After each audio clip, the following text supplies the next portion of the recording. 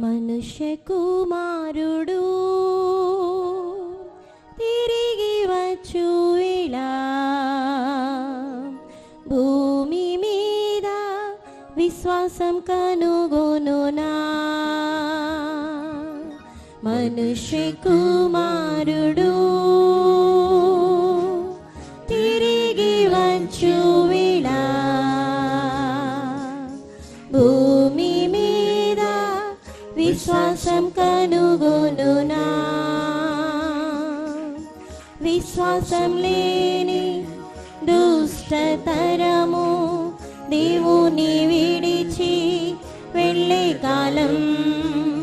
విశ్వాసం లేని దుష్టతరము దేవుని విడిచి వెళ్ళే కాలం. విశ్వాసకర్త యేసుని చూచి ధైర్యంగా పరుగు తుదముట్టించు. విశ్వాసకర్త యేసుని చూచి ధైర్యంగా పరుగు తుదముట్టించు. మనుష్య కుమారుడు తిరిగి వచ్చు వేళ భూమి మీద విశ్వాసం కనుగొనునా. మనుష్య కుమారుడు తిరిగి వచ్చు వేళ భూమి మీద విశ్వాసం కనుగొనునా.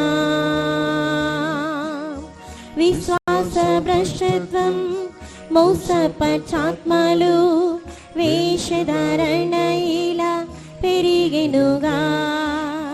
విశ్వాస భ్రష్టత్వం మోసపచాత్మలు వేషధారణ ఇలా పెరిగెనుగా. నీతిమంతుడా వెనుక తీయక నిత్యము విశ్వాసంతో జీవించుము.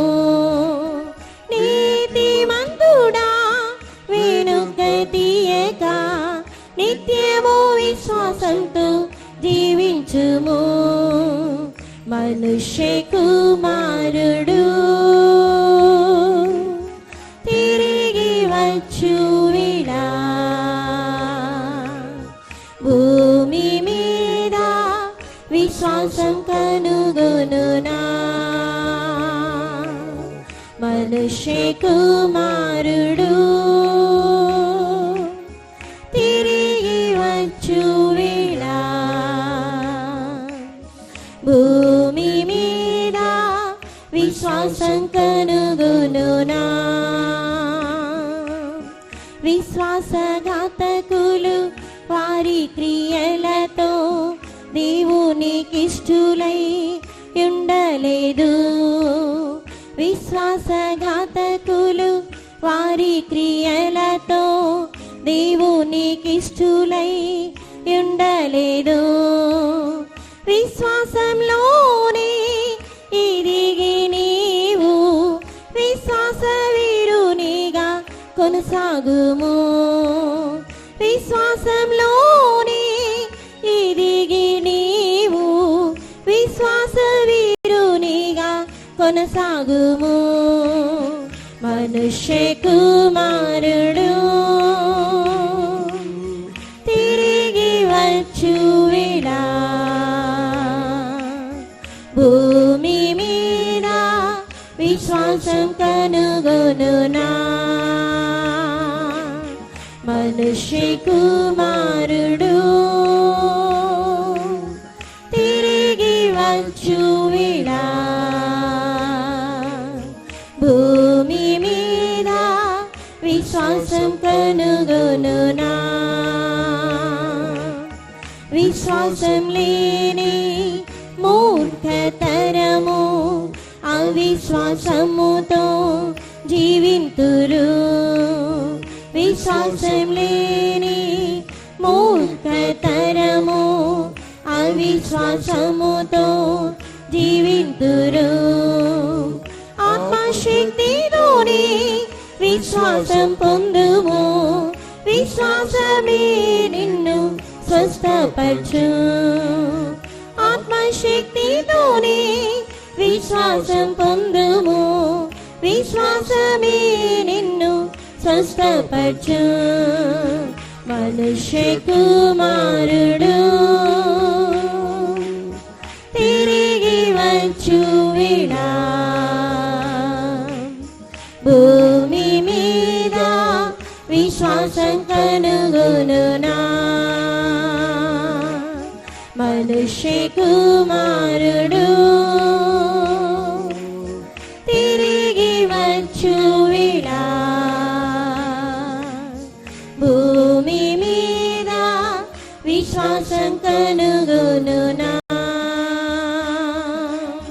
యేసుని విశ్వసించు, కలవరపడవు, అనుదినం ప్రార్థించి మేల్కొనుము. యేసుని విశ్వసించు, కలవరపడవు, అనుదినం ప్రార్థించి మేల్కొనుము. అతి పరిశుద్ధ విశ్వాసం పైకట్టి విశ్వాసకర్తను ఎదుర్కొనుము. అతి పరిశుద్ధ విశ్వాసం పైకట్టి విశ్వాసకర్తను ఎదుర్కొనుము. మనుష్య కుమారుడు తిరిగి వచ్చు వేళ భూమి మీద విశ్వాసం కనుగొనునా. మనుష్య కుమారుడు తిరిగి వచ్చు వేళ భూమి మీద విశ్వాసం కనుగొనునా. విశ్వాసం లేని దుష్టతరము దేవుని విడిచి వెళ్ళే కాలం. విశ్వాసం లేని దుష్టతరము దేవుని విడిచి వెళ్ళే కాలం. విశ్వాసకర్త యేసుని చూచి ధైర్యంగా పరుగు తుదముట్టించు. విశ్వాసకర్త యేసుని చూచి ధైర్యంగా పరుగు తుదముట్టించు. మనుష్య కుమారుడు తిరిగి వచ్చు వేళ భూమి మీద విశ్వాసం కనుగొనునా. మనుష్య కుమారుడు తిరిగి వచ్చు వేళ భూమి మీద విశ్వాసం కనుగొనునా. యేసుని విశ్వసించు, కలవరపడవు, అనుదినం ప్రార్థించి మేల్కొనుము. యేసుని విశ్వసించు, కలవరపడవు, అనుదినం ప్రార్థించి మేల్కొనుము. అతి పరిశుద్ధ విశ్వాసం పైకట్టి విశ్వాసకర్తను ఎదుర్కొనుము. అతి పరిశుద్ధ విశ్వాసం పైకట్టి విశ్వాసకర్తను ఎదుర్కొనుము. మనుష్య కుమారుడు తిరిగి వచ్చు వేళ భూమి మీద విశ్వాసం కనుగొనునా. మనుష్య కుమారుడు తిరిగి వచ్చు వేళ భూమి మీద విశ్వాసం కనుగొనునా. మనుష్య కుమారుడు తిరిగి వచ్చు వేళ భూమి మీద విశ్వాసం కనుగొనునా. మనుష్య కుమారుడు తిరిగి వచ్చు వేళ భూమి మీద విశ్వాసం కనుగొనునా. మనుష్య కుమారుడు తిరిగి వచ్చు వేళ భూమి మీద విశ్వాసం కనుగొనునా మనిషి కుమారుడు తిరిగి వచ్చు వేళ భూమి మీద విశ్వాసం కనుగొనునా మనుష్య కుమారుడు తిరిగి వచ్చు వేళ భూమి మీద విశ్వాసం కనుగొనునా. స్తోత్రం. దేవుని వాక్యం చదువుకుందాం. దేవుని వసనతి நாம் வாசிப்போம்.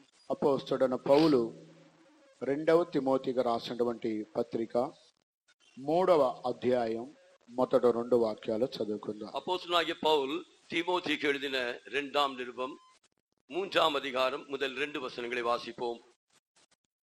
అంత్యదినములలో అపాయకరమైన కాలములు వచ్చునని తెలుసుకొనుము. ఎలాగనగా మనుషులు స్వార్థప్రియులు, ధనాపేక్షలు, బిగ్గములాడువారు, అహంకారులు, దూషకులు, తల్లిదండ్రులకు అవిధేయులు, కృతజ్ఞత లేనివారు, అపవిత్రులు. దేవునికి స్తోత్రం కలుగుగాక.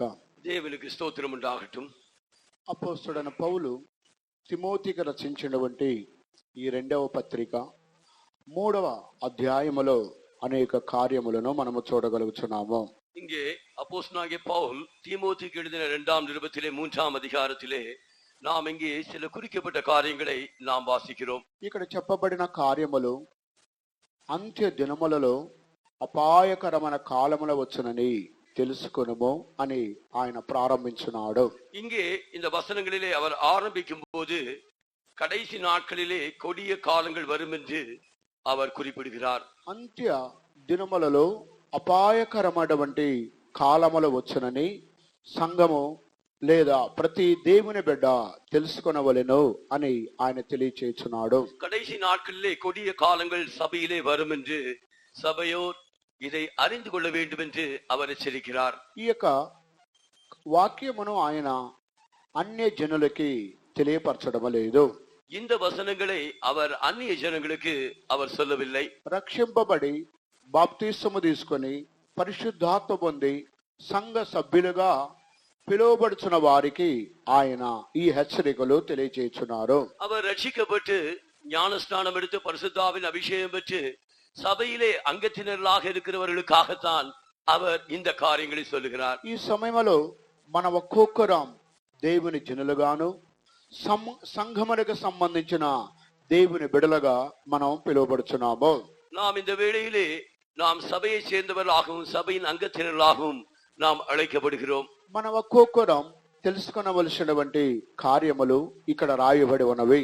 நாம் ஒவ்வொருவரும் அறிந்து கொள்ள வேண்டிய காரியங்கள் தான் இங்கே எழுதப்பட்டிருக்கிறது. ఈ యొక్క వాక్యములో మొదటి వచనము నుండి 5 వచనాల వరకు 6 వచనాల వరకు చదువుకున్నట్లయితే ఈ అంత్య దినములలో అనేకమైన స్వభావాలు కలిగిన మనుషులు సంఘములో ఉంటున్నారని పౌలు తెలియపరుచున్నారు. இங்கே இந்த 3ஆம் அதிகாரத்திலே முதல் 5-6 வசனங்களை நாம் கவனிக்கும் போது கடைசி காலங்களிலே சபையில் தான் இப்படிப்பட்ட காரியங்கள் காணப்படுகிறது என்று அவர் குறிப்பிடுகிறார். గత కాలములలో వీరిలో 5 గ్రూపుల వారిని గురించి మనం విని ఉన్నాము. கடந்த காலத்திலே நாம் இவைகளிலே 5 கூட்டத்தாரை குறித்து நாம் கேட்டோம். వారు ఎవరనగా அவர்கள் யார் என்றால் మనుష్యులు స్వార్థ ప్రియులు ధనాపేక్షలు అని మనం విని ఉన్నాము. நாம் மனுஷர்கள் தற்பிரியர் என்றும் பணப்பிரியர் என்றும் நாம் கேட்டோம். ఆ తర్వాత బింకమలాడేవారు అనే కార్యమును కూడా గురించి మనం విని ఉన్నాము. அதற்கு பின்பு நாம் வீம்புக்காரர்களை குறித்து நாம் கேட்டோம். ఆ తర్వాత అహంకారులను గురించి కూడా మనం విని ఉన్నాము. அதற்கு பின்பு நாம் அகந்தை உள்ளவர்களை குறித்தும் கேட்டோம். ఆ తర్వాత దూషకులు అనే వారిని గురించి కూడా మనం విని ఉన్నాము. அதற்கு பின்பு நாம் దూషిக்கிறவர்களை குறித்தும் கேட்டோம். గత వారములో తల్లిదండ్రులకు అవిధేయులు అనే గ్రూపు వారిని గురించి విని ఉన్నాము. கடந்த வாரத்திலே தாய் தகப்பன்மாருக்கு கீழ்ப்படியாதவர்கள் என்கிற கூட்டத்தாரை குறித்து நாம் கேட்டோம். ఈ యొక్క ఉదయకాల సమయంలో మరొక గ్రూపు వారిని గురించి మనం చూసినప్పుడు இந்த காலவெளியிலே இன்னொரு கூட்டத்தாரை குறித்து நாம் பார்க்கும்போது కృతజ్ఞత లేనివారు అని రాయబడి ఉన్నది. நன்றி அறியாதவர்கள் என்று எழுதப்பட்டிருக்கிறது. ప్రియమైన దేవుని బిడ్డలారా, అంత్య దినములలో దేవుని యొక్క జనులలో ఒక గ్రూపు వారు కృతజ్ఞత లేనివారుగా జీవించున్నారని పౌలు ఇక వాక్యములో తెలియపరుచున్నారు. கடைசி நாட்களிலே சபையில் தானே நன்றி அறிவில்லாதவர்களாக சிலர் ஜீவிப்பார்கள் என்று அப்போஸ்தலனாகிய பவுல் குறிப்பிடுகிறார். ఒకవేళ మీరు బాప్తిసం పొంది పరిశుద్ధాత్మ పొంది రక్షణ పొంది అనేక సంవత్సరాలుగా దేవుని బిడ్డలుగా మీరు ఉండవచ్చును. ஒருவேளை நீங்கள் ரட்சிக்கப்பட்டு ஞானஸ்நானம் எடுத்து பரிசுத்தாவின் அபிஷேகம் பெற்று பல வருடங்களாக நீங்கள் விசுவாசிகளாக இருக்கக்கூடும். కానీ దేవుని యొక్క వాక్యము తెలియపరచున్నది అంత్య దినములలో కృతజ్ఞత లేని దేవుని బిడలు సంఘములో ఉన్నారు అని పౌలు మనతో మాట్లాడుచున్నాడు. ஆனால் தேவனுடைய வசனம் சொல்கிறபடி கடைசி நாட்களிலே சபையில் நன்றி அறியாதவர்கள் இருக்கிறார்கள் என்று அப்போஸ்தலனாகிய பவுல் குறிப்பிட்ட வண்ணமாக ఈ சொல்கிறார். యొక్క ఆలయములో దేవునికి సముఖములో కూర్చున్న అనేక మంది సహోదరులు అనేక మంది సహోదరీలు వారు కృతజ్ఞత లేని వారుగా దేవునికి దృష్టిలో కనబడుచున్నారని వాక్యము మనతో మాట్లాడుచున్నది. இந்த காலவெளியிலே தேவனுடைய சபையில் தானே சகோதரர்கள் பக்கத்திலே நன்றி இல்லாதவர்கள் காணப்படுகிறார்கள் என்று தேவனுடைய வசனம் நமக்கு சொல்லுகிறது. కృతజ్ఞత లేని వారు అని స్పష్టముగా తెలియపరచున్నది. இங்கே நன்றி இல்லாதவர்கள் என்று தெளிவாக குறிக்கப்பட்டிருக்கிறது. కృతజ్ఞత కలిగి జీవించడం అది దేవుని చిత్తము అని రాయబడి ఉన్నది. நன்றியோடு இருந்து ஜீவிப்பது அது தேவனுடைய சித்தமே என்று தேவனுடைய வசனம் சொல்லுகிறது. మొదటి దెస్సలోనిక రాసిన పత్రిక 5వ అధ్యాయం 17-18 వాక్యాలు మనం చూసినప్పుడు అక్కడ కృతజ్ఞత హృదయం కలిగి జీవించడం దైవ చిత్తము అని రాయబడి ఉన్నది. நாம் முதலாம் தெசலோனியர் 5ஆம் அதிகாரம் 17-18 வசனத்தை வாசிக்கும் போது அங்கே நன்றியுள்ளவர்கள் தேவனுடைய சித்தம் செய்கிறார்கள் என்று எழுதப்பட்டிருக்கிறது. ప్రతి విషయమునందును కృతజ్ఞతాస్తుతులు చెల్లించుడి, ఇలాగు చేయుట యేసుక్రీస్తునందు మీ విషయములో దేవుని చిత్తము. ప్రతి విషయమునందు కృతజ్ఞతాస్తుతులు చెల్లించడము ఇది యేసుక్రీస్తు మీ విషయములో దేవుని చిత్తము అని రాయబడి ఉన్నది. எல்லாவற்றிலையும் ஸ்தோத்திரம் செய்யுங்கள், அப்படி செய்வதே கிறிஸ்து இயேசுவுக்குள் இது தேவனுடைய சித்தமா இருக்கிறது என்று எழுதப்பட்டிருக்கிறது. దేవుని బిడలు ప్రతి విషయములో కృతజ్ఞతాస్తుతులు చెల్లించడం ఇది దైవ చిత్తము అని రాయబడి ఉన్నది. எல்லாவற்றிலையும் தேவனுடைய பிள்ளைகள் தேவனுக்கு நன்றியுள்ள ஸ்தோத்திரங்களை செலுத்துவது இது தேவனுடைய சித்தம் என்று எழுதப்பட்டிருக்கிறது. కృతజ్ఞత లేని వారు దేవుని చిత్తమునకు వ్యతిరేకంగా జీవించేవారు. அப்படியானால் நன்றி இல்லாதவர்கள் அவர்கள் தேவனுடைய சித்தத்துக்கு விரோதமாக செய்கிறவர்கள். అంత్య దినములలో కృతజ్ఞత లేని వారు సంఘములో ఉన్నారని పౌలు తెలియపరిచిన రీతిగా இங்கே கடைசி காலங்களிலே சபையிலே நன்றி அறிவில்லாதவர்கள் இருக்கிறார்கள் என்று அப்போஸ்தலனாகிய பவுல் குறிப்பிட்ட வண்ணமாக ఈ కృతజ్ఞత హృదయము లేనివారు దేవునికి కృతజ్ఞతాస్తుతులు చెల్లించిన వారు దేవుని చిత్తములో లేరు. இந்த நன்றி அறிவில்லாதவர்கள் நன்றியுள்ள ஸ்தோத்திரங்களை கர்த்தருக்கு ஏறெடுக்காதவர்கள் அவர்கள் தேவனுடைய சித்தத்தை செய்யாதவர்கள். అంత్య దినములలో దేవునికి జనులు కృతజ్ఞత లేనివారుగా జీవించున్నారని ప్రభు మనతో మాట్లాడుచున్నారు. கடைசி நாட்களிலே தேவனுடைய ஜனங்கள் நன்றி இல்லாதவர்களாக ஜீவிக்கிறார்கள் என்று கர்த்தர் நம்மோடு கூட பேசுகிறார். ఈ ఉదయకాల సమయములో కృతజ్ఞత కలిగి మనము జీవించడం అనగా దీనికి అర్థం ఏమిటి? இந்த காலவேளையிலே நன்றியுள்ளவர்களாக ஜீவிப்பது என்றால் அதனுடைய அர்த்தம் என்ன? దీనిలో 3 గ్రూపుల వారు ఉంటున్నారు. இதிலே 3 கூட்டத்தார் இருக்கிறார்கள். కృతజ్ఞత కలిగి జీవించడం అనగా మనం కృతజ్ఞత హృదయం కలిగి పాటల ద్వారా అభిషేకము ద్వారా దేవుని యొక్క వాక్యము ద్వారా మంచి హృదయముతో దేవునిని మనము స్తుతించడం ఆరాధించడం అది కృతజ్ఞత హృదయము కలిగి ఉండడం. இந்த நன்றியுள்ள இருதயத்தோடு இருப்பது என்னவென்றால் நாம் நன்றியுள்ள இருதயத்தோடு கர்த்தரை பாட்டுகளை பாடி துதித்து அவருக்குள்ளே ஆவிக்குள்ளாக சந்தோஷப்பட்டு அனுபவிப்பதுதான் இந்த நன்றியுள்ள இருதயம். అనగా హృదయపూర్వకముగా దేవునిని స్తుతించి ఆరాధించడమే కృతజ్ఞత హృదయం కలిగి జీవించడం. அப்படியானால் நாம் முழு இருதயத்தோடு தேவனில் பாடி கழிகூறுவதுதான் இந்த நன்றியுள்ள இருதயம் உள்ளவர்கள். నీ దేవుడైన ప్రభువుని పూర్ణ హృదయముతో, పూర్ణ మనస్సుతో, పూర్ణ వివేకముతో, పూర్ణ పట్టుదలతో నీ ప్రభువుని నీవు సేవించాలి. அவ்விதமாக உன் தேவனாகிய கர்த்தரை உன் முழு இதயத்தோடும், உன் முழு ஆத்மாவோடும், உன் முழு பலத்தோடும் அவரையே ஆராதிக்க வேண்டும். ఇటువంటి యొక్క అనుభవం కలిగిన దేవుని బిడ్డలు వారు కృతజ్ఞతతో దేవునిని స్తుతించేవారని అర్థము. இப்படிப்பட்ட அனுபவம் உள்ள தேவனுடைய பிள்ளைகள் அவர்கள் நன்றியுள்ள இதயத்தோடு தேவனை ஆராதிக்கிறார்கள் என்று அர்த்தம். ఇది ఒక అనుభవం అంటున్నది. இது ஓர் அனுபவமாய் இருக்கிறது. రెండవ అనుభవం కృతజ్ఞత హృదయము అనగా దేవుడు మనకు చేసిన మేలులు, ఉపకారములు మనము తలంచి సాక్ష్యము ద్వారా దేవుని మనం మహిమపరుస్తున్నాం. లేదా మన ఇంటిలో మనం ఏర్పాటు చేసుకున్న కృతజ్ఞత కూటము ద్వారా దేవుని నామం మహిమపరచబడుతుంది. அவ்விதமாக நாம் தேவனிடத்திலே பெற்ற நன்மைகளை, உபகாரங்களை எண்ணி தேவனுடைய சபையிலே சாட்சியின் மூலமாக தேவனை மகிமைப்படுத்துவதும், ఈ రెండు நாம் கர்த்தர் செய்த நன்மைகளுக்காக நம்முடைய வீட்டிலே ஒரு நன்றியுள்ள கூட்டம் வைப்பதும் இது அதை காட்டுகிறது. కాటేజీ కృతజ్ఞత కూటము ద్వారా, సాక్ష్యము ద్వారా మనము కృతజ్ఞత హృదయం కలిగి ఉన్నామని ప్రభు మనలను ఆస్వాదింపబోచున్నాడు. நம்முடைய வீட்டிலே வைக்கிற அந்த நன்றியுள்ள கூட்டத்திற்காகவும் நாம் சொல்லுகிற சாட்சியின் மூலமாகவும் கர்த்தர் நம்மை ஆசீர்வதிக்கிறார். మూడవదిగా ఈ కృతజ్ఞత హృదయం కృతజ్ఞతను గురించి మనం చూసినట్లయితే, மூன்றாவதாக இந்த நன்றியுள்ள இதயத்தை குறித்து நாம் பார்ப்போம் என்றால், కృతజ్ఞత హృదయము కలిగి దేవుని కొరకు మనము జీవించడము. நாம் நன்றியுள்ள இதயத்தோடு தேவனுக்கென்று ஜீவிப்பது, దేవుని పట్ల ఎల్లప్పుడూ కృతజ్ఞత హృదయము కలిగి మనము జీవించాలి. தேவனுக்கென்று நாம் எப்பொழுதும் நன்றியுள்ள இதயத்தோடு ஜீவிப்பதுதான்.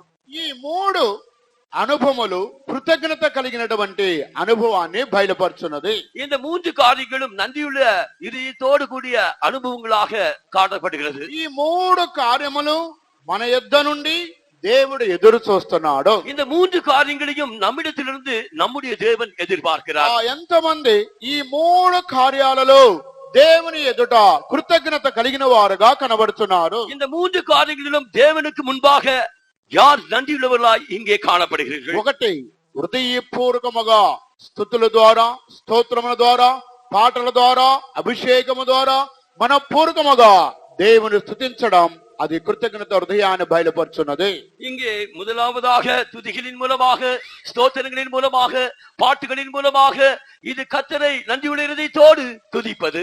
రెండవది, దేవుడు మనకు చేసిన మేలు నిమిత్తమై సాక్ష్యము ద్వారా, కృతజ్ఞత కూడిక ద్వారా దేవుని మనం మహింపరచడము. இரண்டாவதாக நம்முடைய சாட்சியின் மூலமாக, நம்முடைய நன்றியுள்ள கூட்டங்களின் மூலமாக நாம் கர்த்தரை துதிப்பது. మూడవదిగా చూసినట్లయితే, மூன்றாவதாக பார்க்கும்போது దేవుని ఎదుట దేవుని కొరకు మనము కృతజ్ఞత కలిగి జీవించడము. தேவனுக்கு முன்பாக, தேவனுக்காக நாம் நன்றியுள்ள இதயம் உள்ளவர்களாய் ஜீவிப்பதுதான். ఈ మూడు యొక్క అనుభవములు కలిగి ఉండడమే కృతజ్ఞత కలిగి ఉండడము.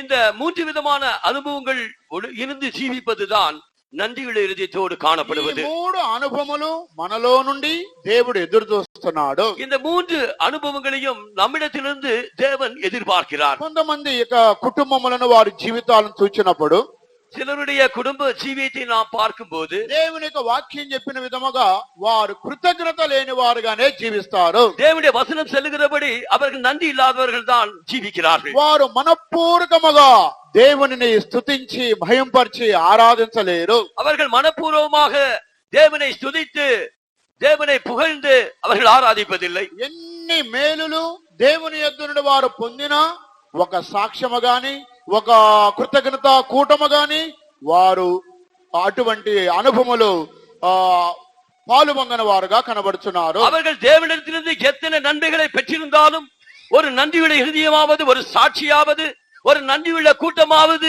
அவரிடத்திலே இருப்பதில்லை.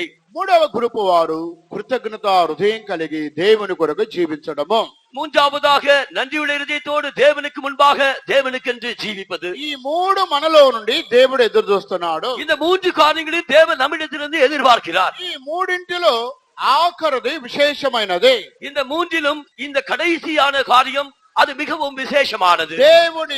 దేవుని ఎదుట మనము కృతజ్ఞత హృదయము కలిగి జీవిస్తున్నామా లేదా అని దేవుడు మన యొద్ద నుండి ఎదురు చూస్తున్నాడు. தேவனுக்கு முன்பாக நாம் தேவனுக்கென்று நன்றியுள்ள இருதயத்தோடு ஜீவிக்கிறோமா இல்லையா என்று தேவன் நம்மிடத்தில் எதிர்பார்க்கிறார். మొదటి శతాబ్దములో వ్రాయబడిన ఈ వాక్యము అంత్య దినములలో కృతజ్ఞత లేని వారు ఉన్నారు. இந்த முதலாம் நூற்றாண்டிலே எழுதப்பட்ட இந்த வசனங்கள் கொடிய கடைசி நாட்களிலே சபையிலே நன்றி இல்லாதவர்கள் இருக்கிறார்கள்.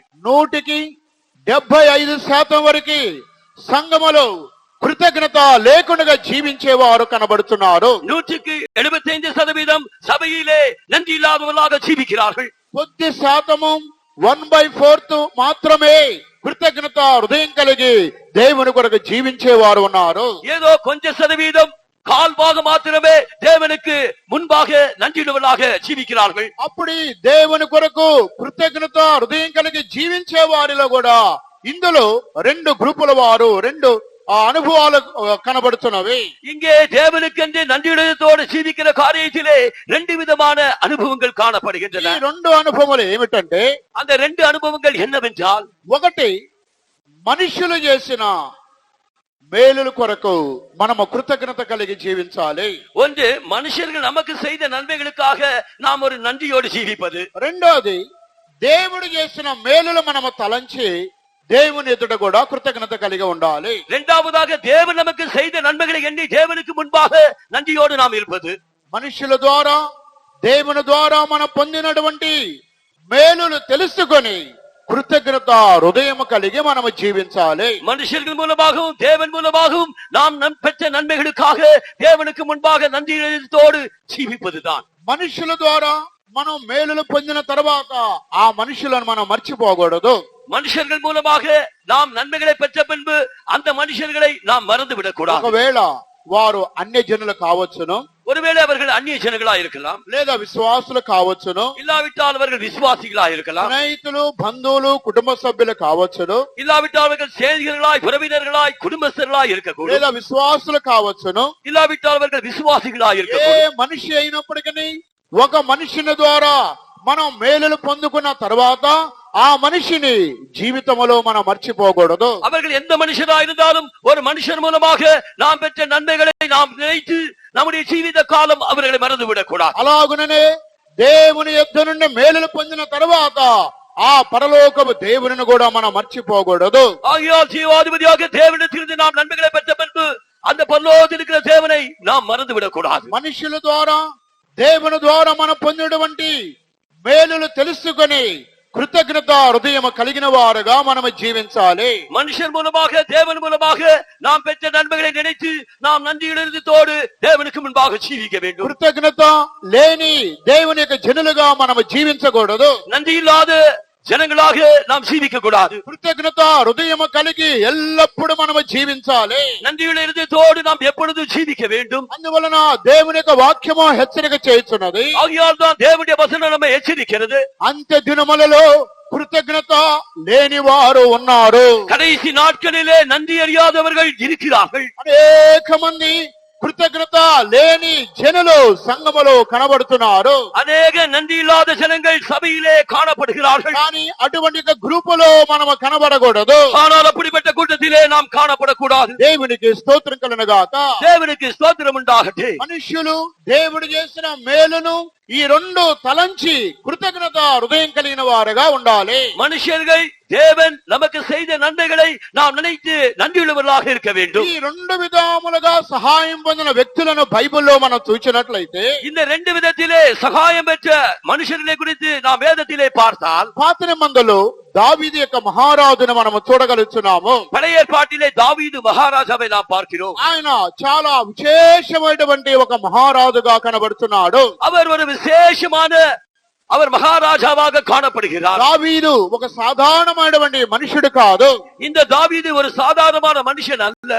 ఆయన కృతజ్ఞత హృదయం కలిగినటువంటి ఒక గొప్ప రాజుగా కనబడుతున్నాడు. அவன் நன்றியுள்ள இருதயமுள்ள ஒரு மகா ராஜாவா இருக்கிறார். ఆయనను గురించి పరిశుద్ధ గ్రంథమునకు మనం వచ్చినట్లయితే அவரை குறித்து பரிசுத்த வேதாகமத்திற்கு நாம் வருவோம் என்றால் మొదటి రాజుల గ్రంథానికి రండి. முதலாம் ராஜாக்களுக்கு வாருங்கள். మొదటి రాజుల గ్రంథము 2వ అధ్యాయము 2ஆம் அதிகாரம் 7వ వాక్యం మనము చదువుకుందాం. 7వ వచనத்தை వాసిపు. నేను నీ సహోదరుడైన అబ్షాలోము ముందర నుండి పారిపోగా గిలాదీయుడైన బర్జిల్లై కుమారులు నా సహాయమునకు వచ్చిరి. నీవు వారి మీద దయుంచి నీ బల్ల యొద్ద భోజనము చేయు వారిలో వారిని చేర్చుము. దేవునికి స్తోత్రం కలుగుగాక.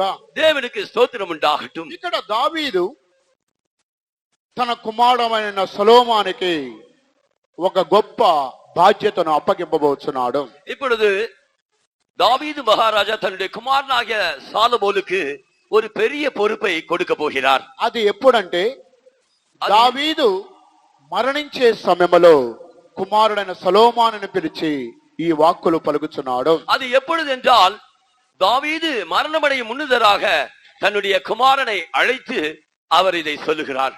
మరణ దినమున నేను చనిపోబోతున్నాను, నాకు మరణము సమీపమై ఉన్నది, కాబట్టి నీవు నేను చెప్పే మాటలను జాగ్రత్తగా వినమని దావీదు సొలొమోనుకు చెప్పుచున్నాడు. இந்த தாவீது நான் மரணமடைய போகிறேன், நான் மரணமடையும் முன்னதாக நான் சொல்லுகிற இந்த காரியங்களை நீ கவனமாய் கேள் என்று தாவீதுக்கு சொல்லுகிறார். దావీదు మరణ సమయంలో బర్జిల్లయ అనేటువంటి ఒక వ్యక్తిని గురించి తన కుమారుడికి పరిచయం చేస్తున్నాడు. இந்த தாவீது தாம் மரணமடையும் நாளிலே பர்சிலா என்கிற ஒருவனை குறித்து தன்னுடைய குமாரனுக்கு அறிமுகம் செய்கிறார். ప్రియమైన దైవజనులారా, బాగా ఈ కార్యాన్ని ధ్యానించండి.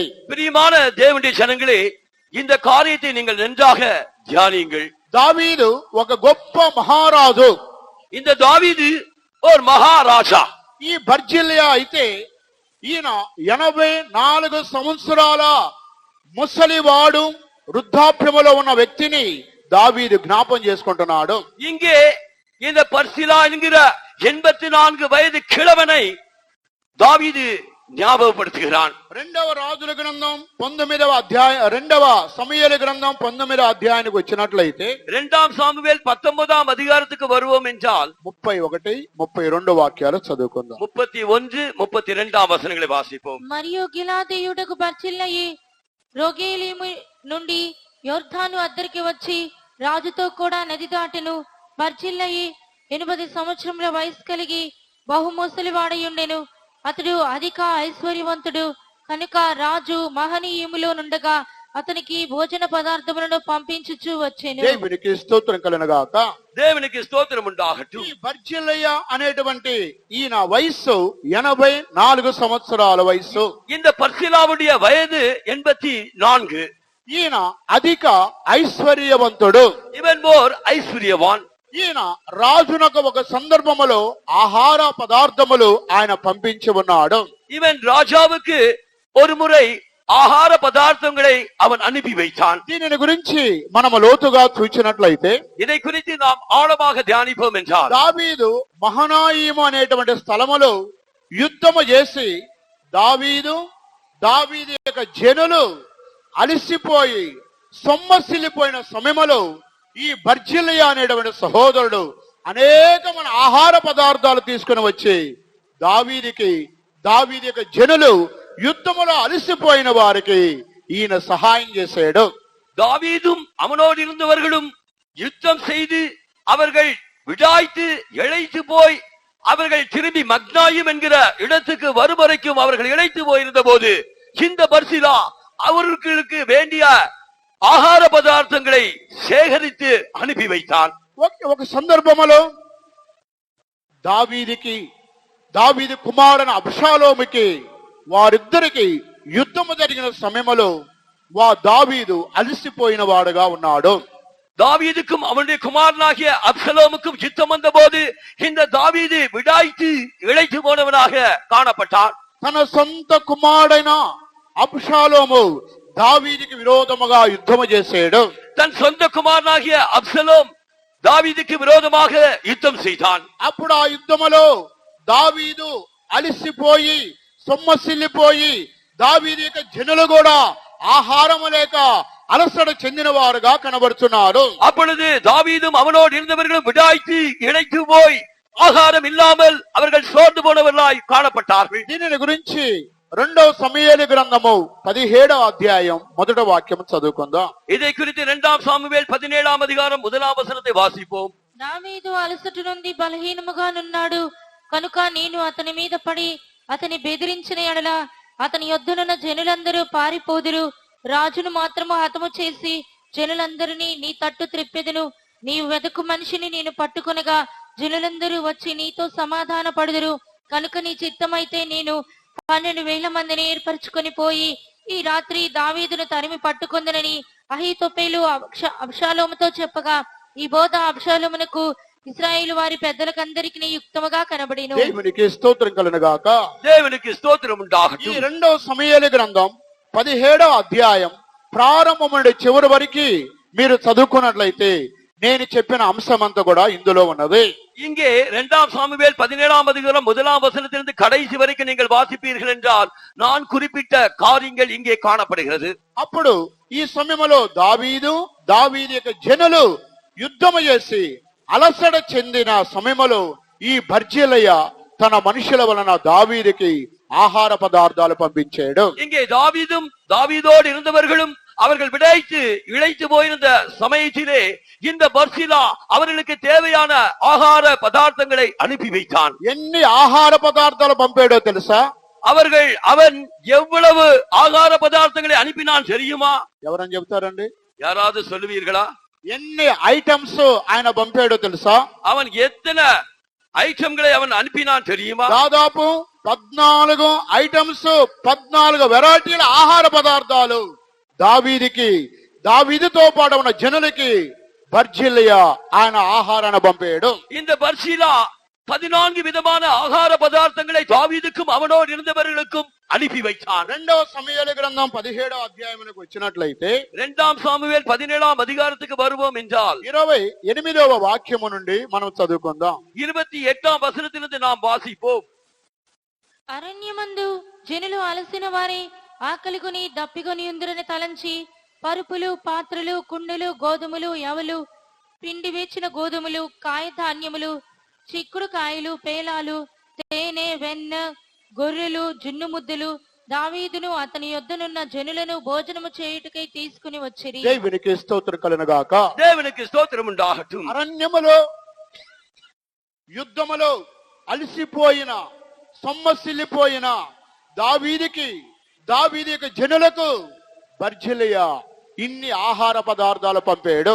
வனாந்திரத்திலே தாவீதும் அவனோடு இருந்தவர்களும் இழைத்து பசியிலே வாடுகிற வேளையிலே இந்த பர்சிலா இத்தனை ஆகார பதார்த்தங்களை அனுப்பி வைத்தார். వీటన్నిటిని మీరు కౌంట్ చేసుకున్నట్లయితే இவை எல்லாவற்றையும் நீங்கள் எண்ணி பார்த்தால் ఇక్కడ 14 రకముల ఆహార పదార్థములను బర్జిల్లయ దావీదుకి జనులకి యుద్ధములో అలసిపోయిన అరణ్యమునకు ఈ బర్జిల్లయ ఆహార పదార్థాలు పంపాడు. இந்த தாவீதும் அவனோடு இருந்தவர்களும் யுத்தத்திலே விடாய்த்து இழைத்து போனவர்களாய் காணப்பட்ட போது இந்த பர்சிலா அவர்கள் இந்த 14 ஆகார பதார்த்தங்களை அவர்களுக்கு அனுப்பி வைத்தார். ఈ రోజుల్లో వివాహానికి కూడా ఇన్ని ఐటమ్స్ మనం పెట్టలేము. சாதாரணமாக வீடுகளில் கூட இத்தனை வகையான ஆகாரங்களை நாம் ஆயத்தமாக்க மாட்டோம். గృహ ప్రతిష్ట కూటమైన ఇన్ని వెరైటీలు మనము పెట్టలేము. நம்முடைய வீட்டு பிரதிஷ்டை கூட்டமா இருந்தாலும் இத்தனை ஆகார பதார்த்தங்களை நாம் ஆயத்தமாக்க மாட்டோம். వివాహానికి కూడా మనం ఇన్ని వెరైటీలు మనము పెట్టలేము. நாம் விவாக காரியங்களுக்கு கூட இத்தனை விதமான ஆகார பதார்த்தங்களை உண்டாக்க மாட்டோம். ఎటువంటి ఫంక్షన్ కైనా ఇన్ని వెరైటీలు మనము పెట్టలేము. இந்த விதமான கூட்டங்களுக்கானாலும் இத்தனை விதமான பதார்த்தங்களை நாம் உண்டாக்க மாட்டோம். మనం పెట్టేది ఆ బిర్యానీ, చికెన్, సాంబార్, సొరకాయ, దోసకాయ, అవి తప్ప మనం ఏం పెట్టలేము. நமக்கு தெரிந்த இந்த பிரியாணி, இந்த சாம்பார், இந்த கச்சம்பர், இந்த చికెన్ இதுதான் வைப்போம். దేవునికి స్తోత్రం కలుగును గాక. దేవునికి స్తోత్రం ఉండాగట్టు. కానీ అరణ్యములో యుద్ధములో అలసిపోయిన దావీదుకి జనులకు బర్జిల్లయ అనేటువంటి ఈ యొక్క దేవుని యొక్క మనుష్యుడు ఆయన 14 ఐటమ్స్, పరుపులు, గోధుమలు, వెన్న, తేనె, నెయ్యి, జున్ను, ఇవన్నీ కూడా ఆయన ఆహార పదార్థాలు పంపించాడు. ஆனால் இந்த பர்சிலா என்கிற தேவனுடைய மனுஷனோ யுத்தத்திலே சோர்வடைந்து போன தாவீதுக்கும் அவனோடு இருந்தவர்களுக்கும் அவன் மெத்தைகளையும் பருப்புகளையும் தேனையும் வெண்ணையும் பாலடை கட்டிகளையும் నెయ్యயும் அவன் అనిపి வைத்தான். ఈ 14 ఆహార పదార్థాలు ప్రసంగం చేయాలంటే 14 వారాలు పట్టింది.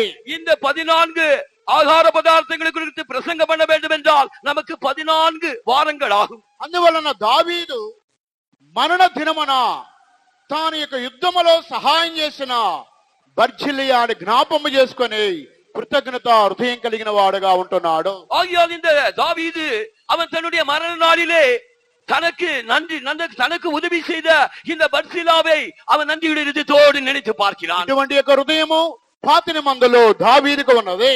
இப்படிப்பட்ட ஒரு இருதயம் பழைய ఏర్పాటులో దావీదుకు இருந்தது. ఈ దినాలలో మన ఒక్కొక్కరి జీవితాన్ని మనం చూచినట్లయితే இந்நாளிலே நாம் ஒவ்வொருவருடைய ஜீவியத்தை நாம் பார்ப்போம் என்றால் ఉదయం భోజనం పెట్టిన వారిని సాయంకాలానికి మనం మర్చిపోతాము. காலையிலே நமக்கு ஆகாரம் கொடுத்தவர்களை மாலையிலே நாம் மறந்து விடுகிறோம். లేదా ఉదయం మనకు ఎవరైనా సహాయం చేస్తే సాయంకాలానికి వారిని మనం మర్చిపోతాము. இல்லை என்றால் காலையிலே நமக்கு உதவி செய்தவரை மாலையிலே நாம் மறந்து போகிறோம். అప్పుడు మన యొక్క హృదయం ఎలాగున్నది? அப்படி ஆனால் நம்முடைய இருதயம் எப்படிப்பட்டது? కనుక ఉదయము మనకు ఎవరైనా సహాయం చేస్తే మనకి ఇంటిలో గాని కుటుంబంలో గాని ఫేతుములో గాని ఎవరన్నా ఉదయం మనకు సహాయం చేస్తే సాయంకాలానికి ఆ మనుషులను తీసి పారవేస్తాము.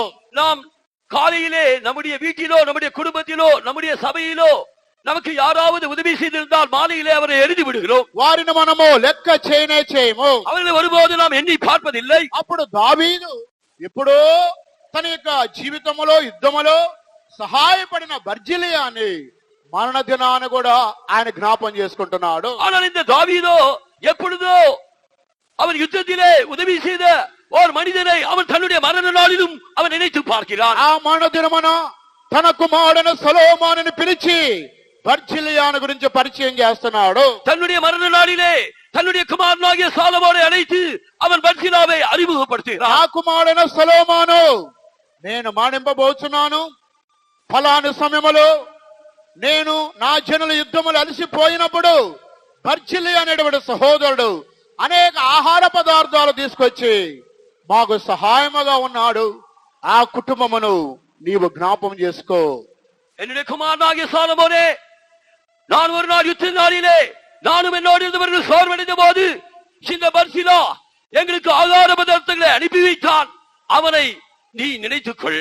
నీవు వారి మీద దయ ఉంచి నీ భోజనపు బల్ల యొద్ద వారిని చేర్చుకొనమని దావీదు సొలొమోనుకు తెలియపరుచున్నాడు. அப்பொழுது தாவீது சாலமோனுக்கு நீ அவருடைய குமாரனுக்கு தயை செய்து அவனை உன்னுடைய பந்தியை அவன் பங்கு பெறுவதாக மாற்றுங்கள் என்றார். నేను మరణింపబోతున్నాను. లోకులందరూ వెళ్ళవలసిన మార్గమునకు నేను వెళుచున్నాను. అయితే మన కుటుంబమునకు ఫలానా సమయములో యుద్ధములో భోజనము పెట్టిన ఆ బర్జిలియా కుటుంబమును నీవు మర్చిపోవద్దు. ఇది నీ యొక్క బాధ్యతని దావీదు తన కుమారుడైన సొలొమోనుకు చెబుతున్నాడు. நான் மரிக்க போகிறேன். உலகத்தார் போகிற வழியிலே நான் போகிறேன்.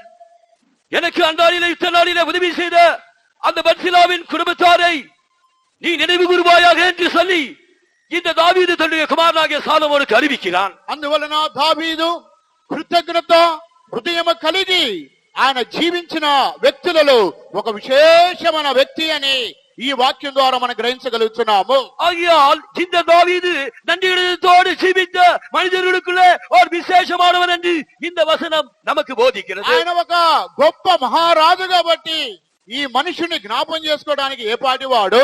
அவன் பெரிய மகாராஜாவா இருந்த போதும் இந்த கிழவனை நினைப்பதற்கு அவன் ஏமாத்திரம். ఏదో ఎప్పుడో సహాయం చేశాడు ఆ వ్యక్తిని ఈ గొప్ప రాజు ఎందుకు జ్ఞాపం చేసుకోవాలి? ஏதோ எப்பொழுதோ உதவி செய்த அந்த கிழவனை இந்த ராஜா எதற்காக மறுநாளிலே நினைவு கூற வேண்டும்? కానీ ఇది దావీదు యొక్క కృతజ్ఞత హృదయాన్ని బయలుపరుచున్నది. ஆனால் இது தாவீதின் நன்றியுடைய இதயத்தை வெளிப்படுத்துகிறது. బర్జిలియాకు ఉన్నటువంటి ఆస్తిని ఐశ్వర్యాన్ని చూసి ఆయన అలాగ చెప్పలేదు. அவன் பர்சிலாவின் ஐஸ்வர்யத்தையும் அவனுடைய சொத்துக்களையும் பார்த்து தாவீது விதமாக சொல்லவில்லை.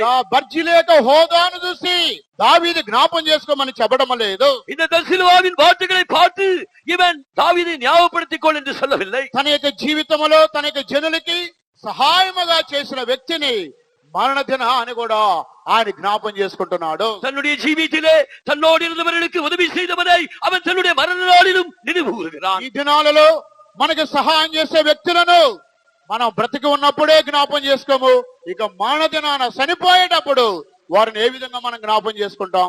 ஆனால் நாமோ நமக்கு உதவி செய்தவர்களை நம்முடைய ஜீவித நாட்களிலே நாம் நினைவு கூறுவதில்லை, நம்முடைய மரண நாளிலே எவ்விதமாக நினைவு கூறுவோம்? ఈ దినాలలో అనేక స్థలాలలో కొంతమంది రిక్వెస్ట్ చేసేది ఏంటంటే, మాకు పని మనుషులు దొరకట్లేదండి, ప్రార్థన చేయండి అని అంటారు. இந்நாட்களிலே அநேக இடங்களிலே அநேகர் எங்களை ஜெப உதவி கேட்பது என்னவென்றால், எங்களுக்கு வேலை ஆட்கள் கிடைப்பதில்லை, எங்களுக்காக ஜெபியுங்கள். ఎవరైనా ఇంట్లో పని చేయడానికి పని మనుషులు వస్తే ఒక నెల కంటే వారు అక్కడ చేయలేరు. ஒருவேளை யாராவது வேலை செய்வதற்காக வீட்டு வேலைக்காக வேலைக்காரர்கள் வந்தால் அவர்கள் ஒரு மாதம் கூட வேலை செய்வதில்லை. కారణం ఏంటి? వీరు పెట్టే హింసలకి తిప్పలకి వీరు చేపించే పనులకి ఒక్క నెలకే వారు పరారా వెళ్ళిపోతారు. எதற்காக? அவர்கள் படுத்துகிற துன்பங்களுக்கும் அவர்கள் கொடுக்கிற வேலையின் பழுவிற்கும் அவர்கள் பயந்து ஓடி விடுகிறார்கள். అబ్రహాము ఇంటిలో 318 మంది పనివారులు ఉన్నారు. ஆனால் ஆபிரகாமின் வீட்டிலே 318 வேலையாட்கள் இருந்தார்கள். సోనియా గాంధీ ఇంటిలో కూడా 318 మంది పనివారులు ఉండరు. சோனியா காந்தியின் வீட்டிலும் கூட 318 வேலையாட்கள் இல்லை. మన్మోహన్ సింగ్ ఇంటిలో కూడా 318 మంది పనివారులు లేరు. மன்மோகன் சிங் வீட்டிலும் கூட 318 வேலையாட்கள் இல்லை. మన గృహాలలో ఉండేది ఒక్కరు ఇద్దరు మాత్రమే పని మనుషులు ఉంటున్నారు. நம்முடைய வீட்டிலும் வேலை செய்தால் ஒன்றோ இரண்டோ வேலையாட்கள் மாத்திரம் வேலை అయితే செய்வார்கள். వారు కూడా ఒక నెల 2 నెలలు 6 నెలల కంటే వారు ఉండలేరు. ஆனால் அவர்கள் கூட ஒரு மாதமோ அதற்கு மேலாக நீடிப்பதில்லை. కారణము వారిని మనము తీసి పారవేసి వారిని జ్ఞాపకం చేసుకోలేని స్థితిలో కనబడుతున్నాము. எதற்கென்றால் நாம் அவர்களை எடுத்து எறிந்து அவர்களை ஞாபகம் செய்யாமல் தள்ளிவிடுகிறோம். కానీ దావీదు బర్జిలియా అనేటువంటి కుటుంబమును మరణ దినాన్ని కూడా జ్ఞాపకం చేసుకుంటున్నాడు. ஆனால் தாவீது மகாராஜா அந்த பர்சிலாவின் கிழவனின் குடும்பத்தை அவன் தன்னுடைய மரண நாளிலும் நினைவு கூர்ந்தார். జ్ఞాపకం చేసుకుని తన కుమారుని పిలిచి ఆ కార్యమును పరిచయం చేస్తున్నాడు. அவன் நினைவு கூர்ந்தது மாத்திரமல்ல, தன்னுடைய குமாரனை அழைத்து அவனை அறிமுகப்படுத்துகிறான். సొలొమోనా, నేను మరణింపబోతున్నాను, నేను జీవించిన దినాలలో బర్జిలియా నాకు సహాయం చేశాడు కాబట్టి నీవు అతని కుటుంబం మీద దయ ఉంచి నీ భోజనపు బల్ల యొద్ద ఆహారం పుచ్చుకునే వ్యక్తిగా అతనికి అనుమతి ఇవ్వమని దావీదు సొలొమోనుకి చెప్పాడు. தாவீது தன்னுடைய குமாரனாகிய சாலமோனை நோக்கி, சாலமோனே, நீ யுத்த நாளிலே எனக்கு உதவி செய்த அந்த பர்சில்லாவின் குடும்பத்திற்கு தயை பாராட்டி உன் பந்தியிலே சாப்பிடுவதுடன் அவர்கள் இருப்பாராக. అనగా దీని అర్థం ఏంటి? அப்படியானால் இதன் அர்த்தம் என்ன? బర్జిలియా కుటుంబం మీద నీవు దయ ఉంచాలి, కృతజ్ఞత కలిగి ఉండాలి, నేను చెప్పినది నీవు అనుసరించాలని దావీదు యొక్క ఆలోచన ఉంటున్నది. இதற்கு அர்த்தம் என்ன? நீ பர்சில்லாவின் குடும்பத்தாருக்கு தயை பாராட்ட வேண்டும், அவர்களை நினைவு கூர்ந்து அவர்களுக்கு நன்றியுள்ளவனாக இருக்க வேண்டும் என்பதுதான். ఈ కాల సమయంలో దేవుని యొక్క వాక్యము మనతో ఎలాగా మాట్లాడుతున్నది? இந்த காலவெளியிலே தேவனுடைய வசனம் ஜெபிதமாக நம்மோடு இடைபடுகிறது. కృతజ్ఞత హృదయం లేని వారు అనేక మంది ఉంటున్నారు. நன்றி இல்லாதவர்கள் நம்மிலே அநேகர் இருக்கிறார்கள். మనుషులు చేసిన మేలులు, దేవుడు చేసిన మేలులు తలంచి కృతజ్ఞత లేని వారు అనేక మంది ఉంటున్నారు. மனிதர் செய்த நன்மைகளையும் தேவன் செய்த நன்மைகளையும் நினைவு கூறுகிற இருதயமில்லாதவர்கள், நன்றி இல்லாதவர்கள் அநேகர் இருக்கிறார்கள். మనుషుల ద్వారా మేలులు పొంది ఆ మనుషులను మర్చిపోతున్నారు. மனிதர்கள் மூலமாக நன்மைகளை பெற்றும் அந்த மனிதர்களை மறந்து விடுகிறார்கள். దేవుని ద్వారా మేలులు పొంది ఆ దేవునిని మర్చిపోతున్నారు. தேவன் மூலமாக நன்மைகளை பெற்றும் அந்த தேவனை அவர்கள் மறந்து விடுகிறார்கள். కానీ దావీదు మనుషులను దేవులను మర్చిపోవడం లేదు. ஆனால் இந்த தாவீது அவன் மனிதர்களையும் தேவனையும் மறந்து விடவில்லை. అందువల్ల 103వ కీర్తన మొదటి వాక్యములో ఆయన ఏమని చెప్తున్నాడు? ஆகையால் தான் சங்கீதம் 103ஆம் அதிகாரம் 1ஆம் வசனத்தில் அவன் என்ன சொல்லுகிறான்? నా ప్రాణమా యెహోవాను సన్నిధించుము, என் ஆத்துமாவே கர்த்தரை ஸ்தோத்திரி, ఆయన చేసిన ఉపకారములలో దేనిని నీవు మరువకము. அவர் செய்த உபகாரங்களில் ஒன்றையும் மறந்து விடாதே. నా ప్రాణమా యెహోవాను సన్నిధించుము, என் ஆத்துமாவே கர்த்தரை ஸ்தோத்திரி, ఆయన చేసిన ఉపకారములలో దేనిని నీవు మరవవద్దు. அவர் செய்த உபகாரங்களில் ஒன்றையும் மறவாதே. దేవుడు చేసిన మేలులు ఏది కూడా దావీదు మర్చిపోవడం లేదు. தேவன் செய்த நன்மைகளில் ஒன்றையும் இந்த தாவீது மறந்து விடவில்லை. మనుషులు చేసిన మేలును కూడా దావీదు మర్చిపోవడం లేదు. மனுஷர்கள் அவருக்கு செய்த நன்மைகளையும் தாவீது மறந்து விடவில்லை. అందువల్ల దావీదు కృతజ్ఞత హృదయం కలిగిన వాడు. ஆகையால் தான் இந்த தாவீது நன்றியுள்ள இருதயம் உடையவர். ఇటువంటి ఒక హృదయం ఈ దినాలలో మన ఒక్కొక్కరికి కావాలి. இந்த இருதயம் தான் இந்நாட்களிலே நம் ஒவ்வொருவருக்கும் தேவை. కానీ దేవుని వాక్యం చెబుతుంది అంత్య దినములలో అనేక మందికి కృతజ్ఞత హృదయము లేదు. ஆனால் தேவனுடைய வசனம் சொல்லுகிறது கடைசி நாட்களிலே அநேகருக்கு நன்றி உள்ள இருதயம் இல்லை. దేవుని యొద్ద మేలులు పొందడం నేర్చుకుంటున్నారు, కానీ కృతజ్ఞత హృదయం కలిగి జీవించడం నేర్చుకోవడం లేదు. தேவனிடத்தில் நன்மைகளை பெற அவர்கள் கற்றுக்கொள்கிறார்கள், ஆனால் அதே தேவனுக்கு நன்றியுள்ள இருதயத்தோடு துதி சொல்ல அவர்கள் மறந்து விடுகிறார்கள். మనుషుల ద్వారా మేలులు పొందుకుంటున్నారు, ఆ మనుషులను మర్చిపోతున్నారు. மனிதர்கள் மூலமாக அவர்கள் நன்மைகளை பெறுகிறார்கள், ஆனால் அந்த மனிதர்களையும் மறந்து விடுகிறார்கள். కానీ దావీదు మన దినాన కూడా బర్జిలియా కుటుంబాన్ని మర్చిపోలేదు. ஆனால் இந்த தாவீதோ மரண நாளிலும் இந்த பர்சிலாவின் குடும்பத்தை மறந்து விடவில்லை. తన టైం అయిపోయింది కాబట్టి ఆ బాధ్యత కుమారుడికి అప్పచెబుతున్నాడు. அவன் தன்னுடைய காலம் ஆனபோது அவனை தன்னுடைய குமாரனுக்கு ఆ ஒப்படைக்கிறான். కుమారుడు సొలొమోను ఫలాను కుటుంబాన్ని నువ్వు జ్ఞాపం చేసుకో. என்னுடைய குமாரனாகிய சாலமோனே அந்த குறிப்பிட்ட குடும்பத்தை நீ நினைவு கூர். యుద్ధ సమయంలో వారెంతగానో సహాయపడి ఆహారం పెట్టారు. யுத்த நாளிலே அவர்கள் எவ்வளவோ உதவி செய்து எங்களுக்கு ஆகாரம் கொடுத்தார். అందువల్ల ఆ కుటుంబమును దయ ఉంచి నీ భోజనపు బల్ల యొద్ద వారికి స్థానం ఇవ్వు. ஆகையால் அந்த குடும்பத்தாருக்கு நீ தயை பாராட்டி உன்னுடைய போஜன பந்தியிலே அவர்களை சாப்பிட அனுமதி. ఇది మనుషులు చేసిన మేలులు దేవుడు చేసిన మేలు తలంచి దావీదు కృతజ్ఞత హృదయం కలిగిన వాడుగా జీవించినాడు. இதை கொண்டு அவன் மனுஷர்கள் செய்த உபகாரங்களையும் தேவன் செய்த உபகாரம் எண்ணி அவன் தேவனுக்கு முன்பாக அவன் நன்றியுடைய இருதயத்தோடு இருந்தான். ఇటువంటి ఒక హృదయము ఈ దినాలలో మన ఒక్కొక్కరికి కావాలి. இப்படிப்பட்ட ஒரு இருதயம் இந்நாட்களிலே நம்ம ஒவ்வொருவருக்கும் தேவை. ఇది మొదటి యొక్క అనుభవం అంటున్నది. இதுதான் முதலாம் அனுபவம். మరొక రెండవ అనుభవాన్ని మనం చూసినట్లయితే இன்னொரு இரண்டாம் அனுபவத்தை நாம் பார்ப்போம் என்றால் ప్రభు అయినటువంటి యేసుక్రీస్తు ఈ భూమి మీద జీవించినప్పుడు ఆయన కూడా ఇటువంటి అనుభవం కలిగి ఉన్నాడు. கர்த்தராகிய இயேசு கிறிஸ்து இந்த பூமியிலே ஜீவித்த நாட்களிலே அவரும் இப்படிப்பட்ட ஒரு அனுபவம் உடையவராயிருந்தார். మత్తయి సువార్త 14వ అధ్యాయానికి మీరు వచ్చినట్లయితే மத்தேயு சுவிசேஷம் 14ஆம் அதிகாரத்துக்கு நீங்கள் வருவீர்கள் என்றால் 19వ వాక్యం 19వ వచనத்தை వాసించండి. పచ్చిక మీద కూర్చునుడని జనులకు ఆజ్ఞాపించి ఆ 5 రొట్టెలను 2 చేపలను పట్టుకొని ఆకాశము వైపు కన్నులెత్తి ఆశీర్వదించి ఆ రొట్టెలు విరిచి శిష్యులకిచ్చెను. శిష్యులు జనులకు వడ్డించిరి.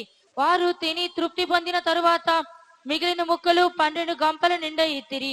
స్త్రీలను పిల్లలను కాక తినిన వారు ఇంచుమించు 5,000 మంది పురుషులు. దేవునికి స్తోత్రం కలుగుగాక. దేవునికి స్తోత్రం ఉండాగట్டும். ప్రభు ఈ భూమి మీద జీవించినప్పుడు ఆయన కూడా ఆహారము పంచిపెట్టే విషయంలో ఆయన కృతజ్ఞతాస్తుతులు చెల్లించి స్తోత్రం చెప్పి వడ్డించమని శిష్యులకు చెప్పాడు.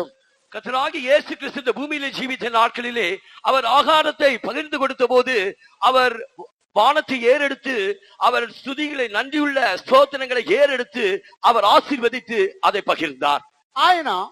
ఆయన కూడా దేవుని కుమారుడు కదా, ఎందుకు స్తోత్రం చెప్పాలి, ప్రార్థన చేయాలి, స్తుతించాలి? அவரும் தேவனுடைய குமாரன் தானே, அவர் எதற்காக ஸ்தோத்திரம் சொல்ல வேண்டும், ஸ்துதிக்க வேண்டும்? కానీ ఆయన కృతజ్ఞత హృదయం కలిగిన వాడుగా ఈ లోకములో జీవించి ఉన్నాడు. ஆனால் அவர் நன்றியுள்ள இருதயமுடையவராகத்தான் இந்த உலகத்தில் జీవితాர். ఇది నా తండ్రి నాకు అనుగ్రహించాడు, ఇది జనులందరికీ వడ్డించాలని ఆయన స్తోత్రం చెప్పి కృతజ్ఞతాస్తుతులు చెల్లించి వడ్డించమని శిష్యులకు ఆజ్ఞాపించాడు. இது என் பிதா எனக்கு கொடுத்தார், இதை நான் சோதனைகளை சொல்லி ஏறெடுத்து அதை ஆசீர்வதித்து சீஷர்களுக்கு கொடுத்து பங்கிடுங்கள் என்றார். అప్పుడు వారు అలాగ వడ్డించినప్పుడు 12 గంపలు మిగిలినది. அப்பொழுது அவர்கள் அதை பங்கிட்ட போது 12 கூடை அவர்களுக்கு மீழ்ந்தது. సుమారు 5,000 మంది భోజనము చేశారు. சுமார் 5,000 பேர் அவர்கள் போஜனம் செய்தார். అంతమంది భోజనం చేసినా సరే ఇంకా మిగిలినది. அந்த அவ்வளவு ஜனங்கள் போஜனம் செய்த பின்பும் இன்னும் மீந்தது. దీని యొక్క రహస్యం ఏమిటి? இதனுடைய ரகசியம் என்ன? యేసు ఈ భూమి మీద ఉన్నప్పుడే తండ్రి ఇచ్చిన ఆ రొట్టెలను చేపలను స్తోత్రం చేసి కృతజ్ఞతాస్తుతులు చెల్లించి వడ్డించమని శిష్యులకు ఆజ్ఞాపించాడు. கர்த்தராகிய இயேசு அவர் அந்த போஜன பதார்த்தங்களை அந்த அப்பத்தையும் மீனையும் எடுத்து அவர் நன்றியுள்ள ஸ்தோத்திரங்களை பிதாவுக்கு செலுத்தி ஆசீர்வதித்து அதை பங்கிடுங்கள் என்றார். దీనిని బట్టి మనం ఏమని గ్రహించాలి? இதை கொண்டு நாம் என்ன உணர்ந்து கொள்ள வேண்டும்? ఆయనకే భూమి మీద ఉన్నప్పుడు అటువంటి స్వభావం ఉంటే అప్పుడు మీకు నాకు అవసరం లేదా?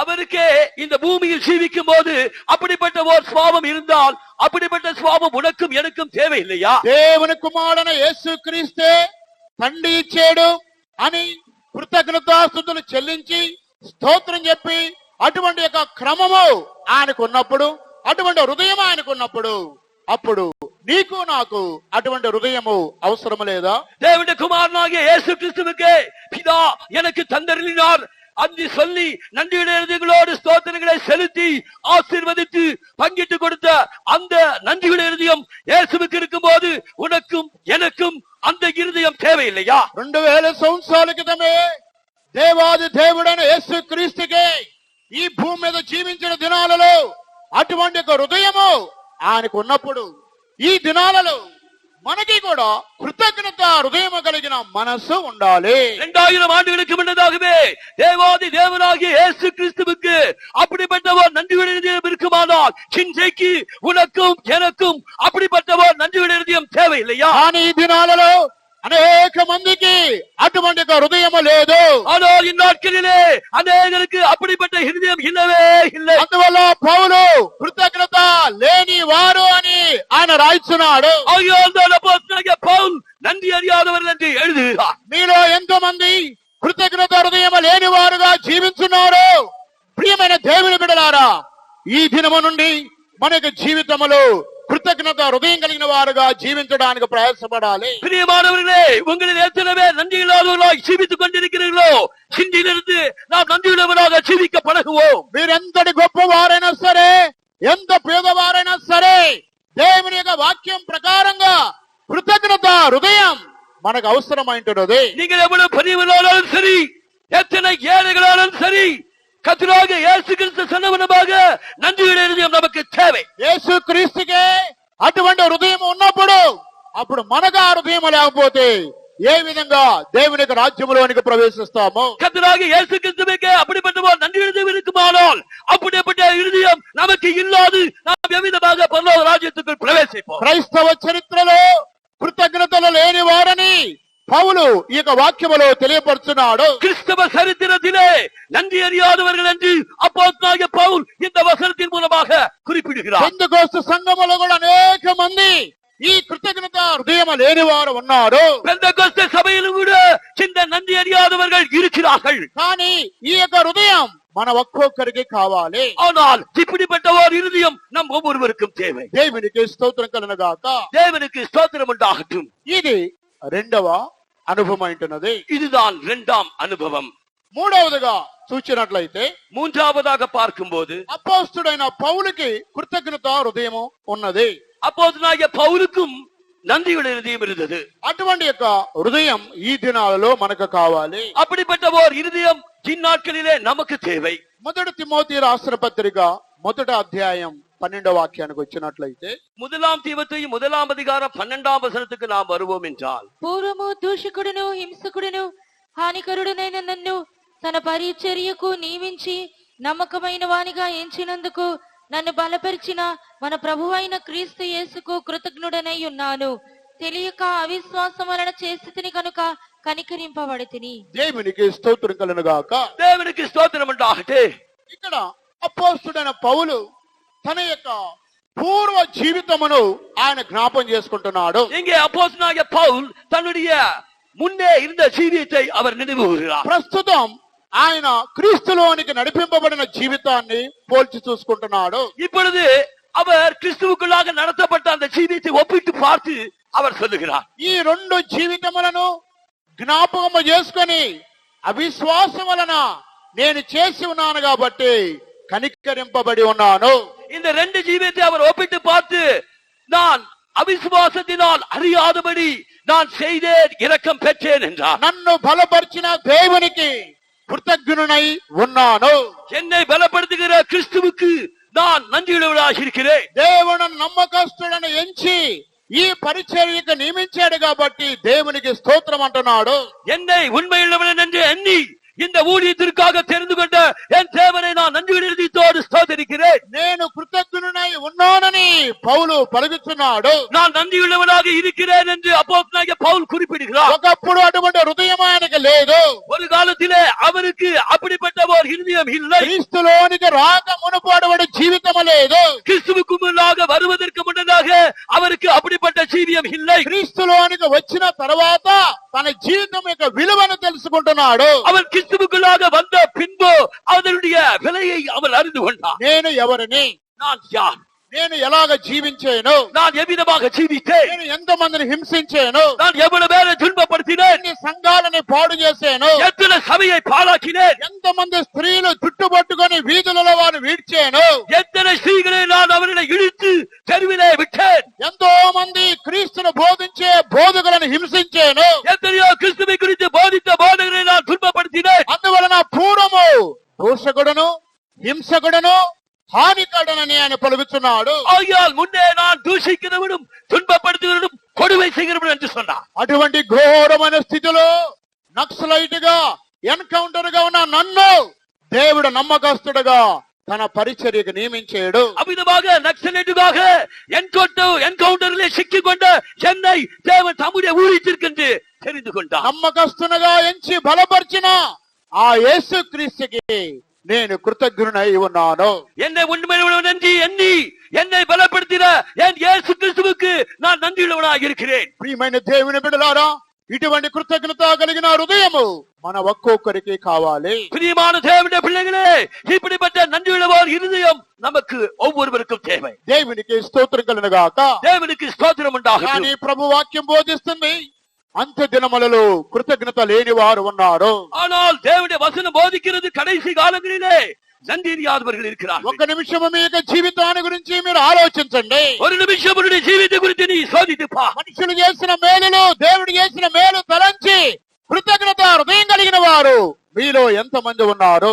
மனுஷன் செய்த நன்மைகளையும் தேவன் செய்த நன்மைகளை நினைத்து நன்றியுள்ளவர்களாக உங்களில் எத்தனை பேர் இருக்கிறீர்கள்? అనేక మంది లేరు అని దేవుని యొక్క వాక్యం బోధిస్తుంది. அநேகர் இல்லை என்று தேவனுடைய வசனம் போதிக்கிறது. కానీ మన కృతజ్ఞత హృదయం కలిగిన వారుగా జీవించాలి. ஆனால் நாமோ நன்றியுள்ளவர்களாக ஜீவிக்க வேண்டும். ఇది మూడవ అనుభవం అంటున్నది. இதுதான் மூன்றாம் அனுபவம். నాలుగవదిగా చూసినట్లయితే நான்காவதாக பார்க்கும்போது మనం ఇశ్రాయేలు యొక్క ప్రజలు కృతజ్ఞత లేని వారుగా ఉన్నారు. இஸ்ரவேல் ஜனங்கள் அவர்கள் நன்றி இல்லாதவர்களாக இருந்தார்கள். దేవుడు వారికి చేసిన మేలులను దేవుడు వారికి జ్ఞాపకం చేస్తున్నాడు. தேவன் அவருக்கு செய்த நன்மைகளை தேவன் ஒருமுறை அவர்களுக்கு ஞாபகப்படுத்துகிறார். నిర్గమాకాండం 19వ అధ్యాయము 4వ వాక్యం. யாத்ராகமம் 19ஆம் அதிகாரம் 4ஆம் வசனம். నేను ఐగుప్తులకు ఏమి చేసిదును, మిమ్మును గద్దరెక్కల మీద మోసి నా యుద్ధకు మిమ్మల్ని ఎట్లు చేర్చుకుంటునో మీరు చూచితిరి. దేవునికి స్తోత్రం కలుగును గాక. தேவனுக்கு ஸ்தோத்திரம் உண்டாகட்டும். నేను ఐగుప్తీయులకు ఏమి చేసితునో, நான் எகிப்தியருக்கு செய்ததையும் మిమ్మును గద్దరెక్కల మీద మోసి నా యొద్దకు మిమ్మల్ని ఎట్లు చేర్చుకుంటారో మీరు చూచితిరి. நான் உங்களை கழுவுடைய செட்டைகளை மேல் சுமந்து என்னண்டியிலே எவ்விதமாய் சேர்த்துக் கொண்டேனோ நீங்கள் அறிவீர்கள். ఇశ్రాయేలు యొక్క ప్రజలు వారు దేవుని వలన విడుదల పొందిన ఆ దాసత్వమును వారు మర్చిపోయారు. இந்த இஸ்ரவேல் ஜனங்கள் அந்த அடிமைத்தனத்திலிருந்து தேவன் விடுவித்த அந்த காரியத்தை மறந்து போனார்கள். దేవుడు చేసిన మేలులు అద్భుతాలు మర్చిపోయారు. தேவன் செய்த நன்மைகளையும் அற்புதங்களையும் அவர்கள் சீக்கிரமாய் மறந்து போனார்கள். కానీ దేవుడు మర్చిపోలేదు. ஆனால் தேவனோ அவர்களை மறந்து விடவில்லை. దేవుడు వారికి జ్ఞాపకం చేస్తున్నాడు. தேவன் அவர்களுக்கு ஞாபகப்படுத்துகிறார். ఈ వచనములో నేను ఐగుప్తీయులకు ఏమి చేసిదునో, ஆகையால் தான் இந்த வசனத்தில் நான் எகிப்திற்கு எவைகளை செய்தேனோ, మిమ్మును గద్దరెక్కల మీద మోసుకొని నా యొద్దకు ఎట్లు నేను చేర్చుకుంటునో మీరు చూచారు. நான் உங்களை கழுவிலின் செட்டில் மேல் சுமந்து எவ்விதமாக என்னிலே சேர்த்துக் கொண்டேன் என்று நீங்கள் கண்டிருக்கிறீர்கள். ఐగుప్తులో నుండి మిమ్మల్ని విడుదల చేయడానికి నేను నా భక్తుడి ద్వారా 10 తెగుళ్లు పంపించి అద్భుతాలు చేశాను. இதோ என்னுடைய ஜனங்களை எகிப்திலிருந்து விடுவிக்கும்படியாக என்னுடைய பக்தன் மூலமாக 10 விதமான பாதைகளை அனுப்பி நான் அவனை விடுவித்தேன். నేను మిమ్మల్ని గద్దరెక్కల మీద మోసుకొని నా యొద్దకు చేర్చుకున్నాను. நான் உங்களை கழுவிலிய செட்டிலே சுமந்து என்னிலே சேர்த்துக் கொண்டேன். నేను ఎన్నో అద్భుతాలు సహాయాలు మీకు చేశాను. நான் எத்தனையோ அற்புதங்களை உதவிகளை நான் உங்களுக்கு செய்தேன். అయితే మీరు మర్చిపోయారు. ஆனால் நீங்கள் மறந்து விட்டீர்கள். కీర్తన గ్రంథములో మనం చూసినట్లయితే நாம் சங்கீதத்தில் பார்க்கும்போது ఆయన వారి కార్యములను ఆయన కార్యములను వెంటనే మర్చిపోయిరి. அவர் செய்த அற்புதங்களை அவர்கள் சீக்கிரமாய் மறந்து போனார்கள். 106వ కీర్తన కదండి. 106ஆம் சங்கீதத்துக்கு வாருங்கள். 13వ వాక్యం. 13ஆம் வசனம். అయినను వారు ఆయన కార్యములను వెంటనే మర్చిపోయిరి. అయినను వారు ఆయన కార్యములను వెంటనే మర్చిపోయిరి. என்றாலும் அவர் செய்த அற்புதங்களை அவர்கள் சீக்கிரமாய் மறந்து போனார்கள். ప్రియమైన ఆయన ఆలోచన కొరకు కనిపెట్టకపోయిరి. அவருடைய ஆலோசனைக்கு அவர்கள் காத்திருக்கவில்லை. దేవునికి స్తోత్రం కలుగును గాక. దేవునికి స్తోత్రం உண்டாகட்டும். ఆయన కార్యములను వెంటనే వారు మర్చిపోయారు. ஆனாலும் சீக்கிரமாய் அவருடைய காரியங்களை மறந்து போனார்கள். ఇశ్రాయేలీయులకి దేవుడు చేసిన మేలులను వారు మర్చిపోయారు. இஸ்ரவேல் ஜனங்களுக்கு தேவன் செய்த நன்மைகளை அவர்கள் மறந்து போனார்கள். వారు కృతజ్ఞత హృదయం లేని వారుగా జీవించి ఉన్నారు. அவர்கள் நன்றியுள்ள இல்லாதவர்களாய் ஜீவித்தார்கள். అందువల్ల దేవుడు వారికి చేసిన మేలులను జ్ఞాపకం చేస్తున్నాడు. ஆகையால் தேவன் அவர்களுக்கு செய்த நன்மைகளை ஒருமுறை ஞாபகப்படுத்துகிறார். నేను ఐగుప్తులకు ఏమి చేసితునో ఒక్కసారి మీరు జ్ఞాపకం చేసుకోనండి. நான் எகிப்திற்கு உங்களுக்கு முன்பாக என்ன செய்தேனோ ஒருமுறை ஞாபகப்படுத்துகிறேன். నేను మిమ్మల్ని గద్ద రెక్కల మీద మోసుకొని ఎట్లు చేసుకుంటునో మీరు జ్ఞాపకం చేసుకోనండి. நான் உங்களை கழுகின் செட்டுகளிலே எவ்விதமாய் சுமந்து கொண்டு வந்து சேர்த்தேனோ ஒருமுறை ஞாபகப்படுத்துகிறேன். ప్రియమైన సహోదరి సహోదరుడు, మీ ఒక్కొక్క కుటుంబములను కూడా దేవుడు మిమ్మల్ని ఏ విధంగా ఆస్వాదించాడో ఒకసారి మీరు జ్ఞాపకం చేసుకోనండి. பிரியமான சகோதரனே சகோதரியே, உங்கள் ஒவ்வொருவருடைய குடும்பத்திலும் உங்களுக்கு எவ்விதமாக தேவன் உதவி செய்தாரோ ஒருமுறை நினைத்து பாருங்கள். నేను కూడా ఈ స్థలానికి వచ్చిన తర్వాత దేవుడు ఎంతగా ఆస్వాదించాడో ప్రతిరోజు నేను కూడా జ్ఞాపకం చేసుకుంటున్నాను. நானும் கூட தேவன் இந்த இடத்துக்கு வந்த பின்பு எவ்விதமாக என்னை ஆசீர்வதித்தாரோ நான் நினைவு கூறுகிறேன். అనేక ఆత్మలను దేవుడు తీసుకుని వస్తున్నాడని ఒక గొప్ప కృతజ్ఞత హృదయం కలిగి దేవుని స్తుతించేవారుగా ఉంటున్నాము. அநேக ஆத்துமாக்களை தேவன் கொண்டு வருகிறார் என்று நான் இன்றைக்கு நினைவு கூர்ந்து நன்றியுடன் தேவனை துதிக்கிறேன். లేదా దేవుని యొక్క ఆలయాన్ని కూడా విస్తారంగా మార్చడానికి దేవుడు సహాయం చేశారు. இன்னும் ஒரு காரியம் என்னவென்றால் தேவனுடைய ஆலயத்தையும் விஸ்தாரமாக மாற்றுவதற்கு தேவன் உதவி செய்தார். కన్వెన్షన్ గ్రౌండ్ లో దేవుడు చేసిన కార్యములను తలంచి కృతజ్ఞతతో దేవుని స్తుతిస్తున్నాను. கன்வென்ஷன் மைதானத்திலே தேவன் செய்த அற்புத காரியங்களை நினைத்து நான் தேவனை ஸ்துதிக்கிறேன். కానీ ఆయన చేసిన కార్యములను మనం మర్చిపోకూడదు. ஆனால் அவர் செய்த நன்மைகளை நாம் மறந்துவிடக் கூடாது. మీ ఒక్కొక్క జీవితంలో కుటుంబమును కూడా మీరు జ్ఞాపకం చేసుకోండి. நீங்கள் ஒவ்வொருவருடைய ஜீவித்திலும் உன்னுடைய குடும்பத்திலும் தேவன் செய்த நன்மைகளை ஒருமுறை நீ நினைத்து பார். దేవుడు చేసిన కార్యములను మర్చిపోకూడదు. தேவன் செய்த காரியங்களை நீ மறந்துவிடக் கூடாது. కృతజ్ఞత హృదయం కలిగిన వారుగా జీవించాలి. நன்றியுடைய முடிவுలా நீ ஜீவிக்க வேண்டும். ఇటువంటి హృదయము ఈ దినాలలో మనకు అవసరమైంటున్నది. இந்நாளிலே எப்படிப்பட்ட ஒரு இருதயம் நமக்கு அவசியமா இருக்கு. దేవునికి స్తోత్రం కలుగును గాక. தேவனுக்கு ஸ்தோத்திரம் உண்டாகட்டும். దీని గురించి ఇంకా బైబిల్లో మనం చూసినట్లయితే இதை குறித்து இன்னும் வேதத்திலே நாம் பார்க்கும்போது సౌలు కూడా ఒక సందర్భములో కృతజ్ఞత హృదయం లేనివాడుగా కనబడుతున్నాడు. இந்த சவுலும் ஒரு முறை அவன் தேவனுக்கு முன்பாக நன்றி இல்லாதவராயிருந்தான். దావీదు కృతజ్ఞత హృదయం కలిగి ఉంటున్నాడు. இந்த தாவீது நன்றியுள்ள இறுதி உடையவனாக இருந்தான். సౌలు ఈట తీసుకొని దావీదును చంపడానికి అనుదినము ప్రయాసపడుతున్నాడు. ஆனால் இந்த சவுலோ தாவீதை ஈட்டியை கொண்டு கொல்வதற்கு தினந்தோறும் பிரயாசப்பட்டான். కానీ దావీదు కూడా సందర్భం దొరికింది. కానీ దావీదు సౌలును చంపలేదు. ஆனால் தாவீதுக்கும் அவனுக்கு வாய்ப்பு கிட்டியது என்றாலும் அவன் சவுலை கொல்லவில்லை. అప్పుడు దావీదు ప్రక్కన ఉన్న జనులు దావీదుతో చెబుతున్నాడు, సౌలు పడుకున్నాడు, నిద్రపోతున్నాడు, ఇదే ఛాన్స్, నీవు ఎస్ అన్నట్లయితే ఒక్క పోటు పొడిచి చంపేస్తానని అడిగాడు. அப்பொழுது தாவீதோடு இருந்தவர்கள் தாவீதை கேட்டார்கள், இப்பொழுது சவுல் தூங்கிக் கொண்டிருக்கான், இதுதான் நமக்கு நல்ல வாய்ப்பு, நீ அனுமதித்தால் ஈட்டியை கொண்டு ஒரேடியாக குத்தி கொண்டு போடுவோம் என்றார்கள். కానీ దావీదు అటువంటి ఛాన్స్ ఇవ్వలేదు. ஆனால் தாவீது அனுமதிக்கவில்லை. యెహోవా చేత అభిషేకం పొందిన వానిని మనం చంపకూడదు. கர்த்தர் அபிஷேகம் பண்ணிவிடுவதை நாம் கொல்லக்கூடாது. దేవుడే తగిన సమయంలో అతన్ని మొత్తబోతున్నాడు. தேவனே ஏற்ற வழியிலே அவனை அடிப்பான். కానీ మనం మాత్రం అతన్ని చంపకూడదు. ஆனால் நாம் மாத்திரம் ஒருபோது கை போடக்கூடாது. ఆ సమయం ఆ సందర్భాన్ని సౌలు తెలుసుకొని దావీదుతో ఆయన పలుకుతున్నాడు. அவன் அந்த வேலையை சவுல் அறிந்தவனாய் தாவீதில் இவ்விதமாக சொல்லுகிறான், నేను నీకు అపకారము చేసి ఉన్నాను, అయితే నీవు నాకు ఉపకారము చేయుచున్నావు. நான் உனக்கு தீங்கை செய்தேன், ஆனால் நீயோ எனக்கு நன்மையை செய்தாய். మొదటి సమూయేలు గ్రంథము 24వ అధ్యాయమునకు వచ్చినట్లయితే முதலாம் சாமுவேல் 24ஆம் அதிகாரத்துக்கு வருவோம் என்றால் 16 నుండి చదువుకుందాం. 16వ వచనத்திலிருந்து వాసిపోం. దావీదు ఈ మాటలు సౌలుతో మాట్లాడి చాలింపగా సౌలు, దావీదా నాయనా, ఈ పలుకు నీదేనా అని బిగ్గరగా ఏడ్చి దావీదుతో ఇట్లనెను, యెహోవా నన్ను నీ చేతికి అప్పగింపగా నన్ను చంపక విడిచినందుకు ఈ దినమున నీవు నా అపకారమునకు ఉపకారము చేసిన వాడవై నా ఎడల నీకున్న ఉపకార బుద్ధిని వెల్లడి చేసితివి కనుక నీవు నాకంటే నీతిపరుడవు. ఒకనికి తన శత్రువు దొరికిన ఎడల మేలు చేసి పంపివేయిన ఈ దినమున నీవు నాకు చేసిన దానిని బట్టి యెహోవా ప్రతిగా నీకు మేలు చేయునుగాక. నిశ్చయముగా నీవు రాజువగుదువనియు ఇశ్రాయేలీల రాజ్యము నీకు స్థిరపరచబడిననియు నాకు తెలియను. దేవునికి స్తోత్రం కలుగును గాక. దేవునికి స్తోత్రం ఉండాహట్టు. ఇక్కడ సౌలు యొక్క స్వభావం, దావీదు యొక్క స్వభావాన్ని చూడగలుగుతున్నాము. இங்கே சவுலுடைய சுவாபத்தையும் தாவீதுடைய சுவாபத்தையும் நாம் பார்க்கிறோம். సౌలు అనేక సందర్భాలు దావీదును చంపడానికి ప్రయాసపడ్డాడు. இந்த சவுல் அநேக சந்தர்ப்பங்களிலே தாவீதை கொல்லும்படியாக அவன் பிரயாசப்பட்டான். కానీ దేవుడు అనుమతించలేదు. ஆனால் தேவன் ஒருபோதும் அனுமதிக்கவில்லை. దావీదుని అనుక్షణమో దేవుడు కాపాడుతున్నాడు. தேவன் இந்த தாவீதை ஒவ்வொரு நிமிஷமும் காப்பாற்றுகிறார். కానీ సౌలును చంపే ఛాన్స్ దావీదుకు దొరికినది.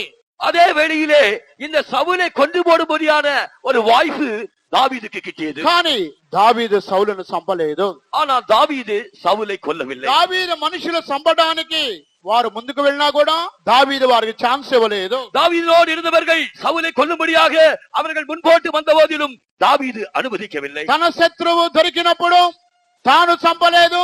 తన మనుషులు కూడా దావీదు ఛాన్స్ ఇవ్వలేదు. தன்னுடைய சத்துரு தன்னுடைய கையிலே கிட்டிய போதும் இந்த தாவீது அவனை கொல்லவில்லை, அவனோடு இருந்தவர்கள் கொல்ல அனுமதிக்கவில்லை. ఆ సందర్భంలో సౌలు ఈ మాటలు పలుకుతున్నాడు. அந்த வேளையில் தானே சவுல் இவ்விதமாக தாவீதிடம் ఆయన சொல்கிறார், దావీదు ఈ పలుకు నీదేనా? குமாரனே தாவீதே, இதுதான் உன்னுடைய சத்தமா? నేను నీకు అనేకమైన అపకారాలు చేశాను. నేను చేసిన అపకారమునకు నీవు నాకు ఉపకారము చేస్తున్నావు. நானோ உனக்கு எத்தனையோ தீமைகளை செய்தேன், நான் செய்த தீமைகளுக்கு பதிலாக சிந்தி நீ எனக்கு நன்மை செய்தாய். ఒక వ్యక్తికి శత్రువు దొరికితే ఆ శత్రువుని చంపకుండా ఊరుకుంటారా?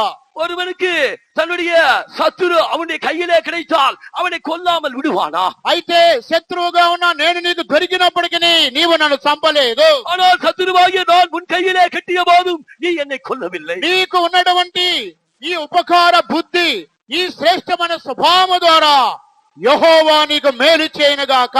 நீ இன்றைக்கு எனக்கு செய்த நன்மைக்காக கர்த்தர் உனக்கு நன்மை செய்வாராக. నిశ్చయముగా నీవు రాజు వగుదువు.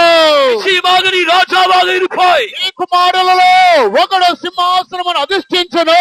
உன்னுடைய குமாரர் சிங்காசனத்திலே வீற்றிருப்பார்கள். నీవు రాజుగా మారిన తర్వాత நீ ராஜாவாய் மாறின பின்பு నా కుటుంబ సభ్యులలో సదాకాలము ఎవరికి నీవు కీడు చేయవని ప్రమాణము చేయమని సౌలు పలికి ఉన్నాడు. என் சந்ததியை வெறுப்பதில்லை என்றும் என் தகப்பன் வீட்டாரை நீ மறப்பதில்லை என்றும் அவனிடம் சத்தியம் வாங்கிக்கொண்டான். సౌలు చెప్పిన విధముగానే దావీదు ప్రమాణము చేశాడు. இந்த சவுல் கேட்டவிடமாகவே தாவீது ஆணையிட்டு నా கொடுத்தான். జీవిత కాలం అంతా కూడా సౌలు కుటుంబీకులకి నేను ఎన్నడూ కీడు చేయను. என்னுடைய ஜீவித காலமெல்லாம் சவுலின் குடும்பத்தாருக்கு ஒருபோது தீங்கு செய்ய மாட்டேன். ఆ తర్వాత సౌలు తన దారిన వెళ్ళాడు, దావీదు తన దారిన వెళ్ళాడు. அவ்விதமாக இந்த சவுல் தன்னுடைய வீட்டிற்கு போனான், தாவீதும் காட்டிற்கு போனான். 19వ వాక్యం నుండి చదవండి. మొదటి సమూయేలు 24:19 నుండి 20 నుండి 22వ వచనం వాసించండి. నిశ్చయముగా నీవు రాజువగుదువనియు ఇశ్రాయేలీల రాజ్యము నీకు స్థిరపరచబడననియు నాకు తెలియను. కాబట్టి నా తరువాత నా సంతతి వారిని నీవు నిర్మూలము చేయకుండునట్లును, నా తండ్రి ఇంటిలో నుండి నా పేరు నీవు కొట్టివేయకుండునట్లును యెహోవా నామమున నాకు ప్రమాణము చేయుము. అంతటా దావీదు సౌలునకు ప్రమాణము చేసెను. అప్పుడు సౌలు ఇంటికి తిరిగి వచ్చెను. అయితే దావీదును అతని జనులను తమ కొండ స్థలమునకు వెళ్లిపోయి. దేవునికి స్తోత్రం కలుగుగాక. தேவனுக்கு ஸ்தோத்திரம் உண்டாகட்டும். ఇక్కడ సౌలు ఎంతో అపకారము దావీదుకు చేసిన దావీదు మాత్రం ఉపకారము చేశాడు. இந்த சவுல் எவ்வளவோ தாவீதுக்கு தீமைகளை செய்த போதிலும் தாவீது சவுலுக்கு நன்மை செய்தான். సౌలు కృతజ్ఞత హృదయము లేకుండా జీవించినా సరే దావీదు మాత్రం కృతజ్ఞత హృదయం కలిగి జీవించాడు. இந்த சவுல் எவ்வளவுதான் நன்றி இல்லாத இருதயமுடையவனா ஜீவித்தாலும் தாவீதோ நன்றியுடைய இருதயமுடையவனா ஜீவித்தான். అందువల్ల దావీదు రాజుగా మార్చబడ్డాడు. அதனால்தான் தாவீது ராஜாவாக மாற்றப்பட்டான். శత్రు కుటుంబమునకు ఏ కీడు చేయనని ప్రమాణం చేశాడు. அவன் தன்னுடைய கொடுத்தார். ప్రియమైన దేవుని బిడ్డలారా, ఈ దినాలలో కృతజ్ఞత హృదయం మన ఒక్కొక్కరికి అవసరమైంటున్నది. பிரியமான தேவனுடைய பிள்ளைகளே, இந்நாட்களிலே நன்றியின் இருதயம் நம் ஒவ்வொருவருக்கும் ఈ அவசியமாயிருக்கிறது. యొక్క హృదయము సౌలుకు లేదు. இப்படிப்பட்ட ஒரு இருதயம் சவுலுக்கு இல்லை. ఈ దినాలలో అనేక మందికి లేదు. இந்நாட்களிலே அநேகருக்கு இல்லை. సౌలుగా హృదయం లేనందువల్ల రాజ్యం పోగొట్టుకున్నాడు. இந்த சவுல் நன்றி இல்லாத ரீதியினால் தன்னுடைய ராஜ்யபாரத்தை இழந்து போனார். దావీదుకి కృతజ్ఞత హృదయం ఉన్నది కాబట్టి నిశ్చయముగా రాజుగా మార్చబడ్డాడు. இந்த தாவீதுக்கு நன்றி கிடையாது, அவன் மெய்யாகவே ராஜாவாக மாற்றப்பட்டார். అటువంటి యొక్క హృదయం ఈ దినాలలో మన ఒక్కొక్కరికి అవసరమైంటున్నది. அப்படிப்பட்ட ஒரு இருதயம் இந்நாட்களிலே நம்ம ஒவ்வொருவருக்கும் அவசியம். కృతజ్ఞత హృదయం ఈ దినాలలో మనకు అవసరమైంటున్నది. நன்றியுள்ள இருதயம் தான் நமக்கு அவசியமா இருக்கிறது. కృతజ్ఞత హృదయం లేని మరొక వ్యక్తిని మనం చూచినట్లయితే இந்த நன்றி இல்லாத இருதயமுள்ள ஒரு மனுஷனை நாம் பார்ப்போம் என்றால் అతడే నాబాలు. அவன் தான் நாபால். మొదటి సమూయేలు గ్రంథానికి రండి. முதலாம் சாமுவேலுக்கு வாருங்கள். 25వ అధ్యాయము 25ஆம் வசனம் 20వ వాక్యం నుండి మనం చదువుకుందాం. 20ஆம் வசனத்திலிருந்து வாசி. మొదటి సమూయేలు 25 20వ వాక్యం.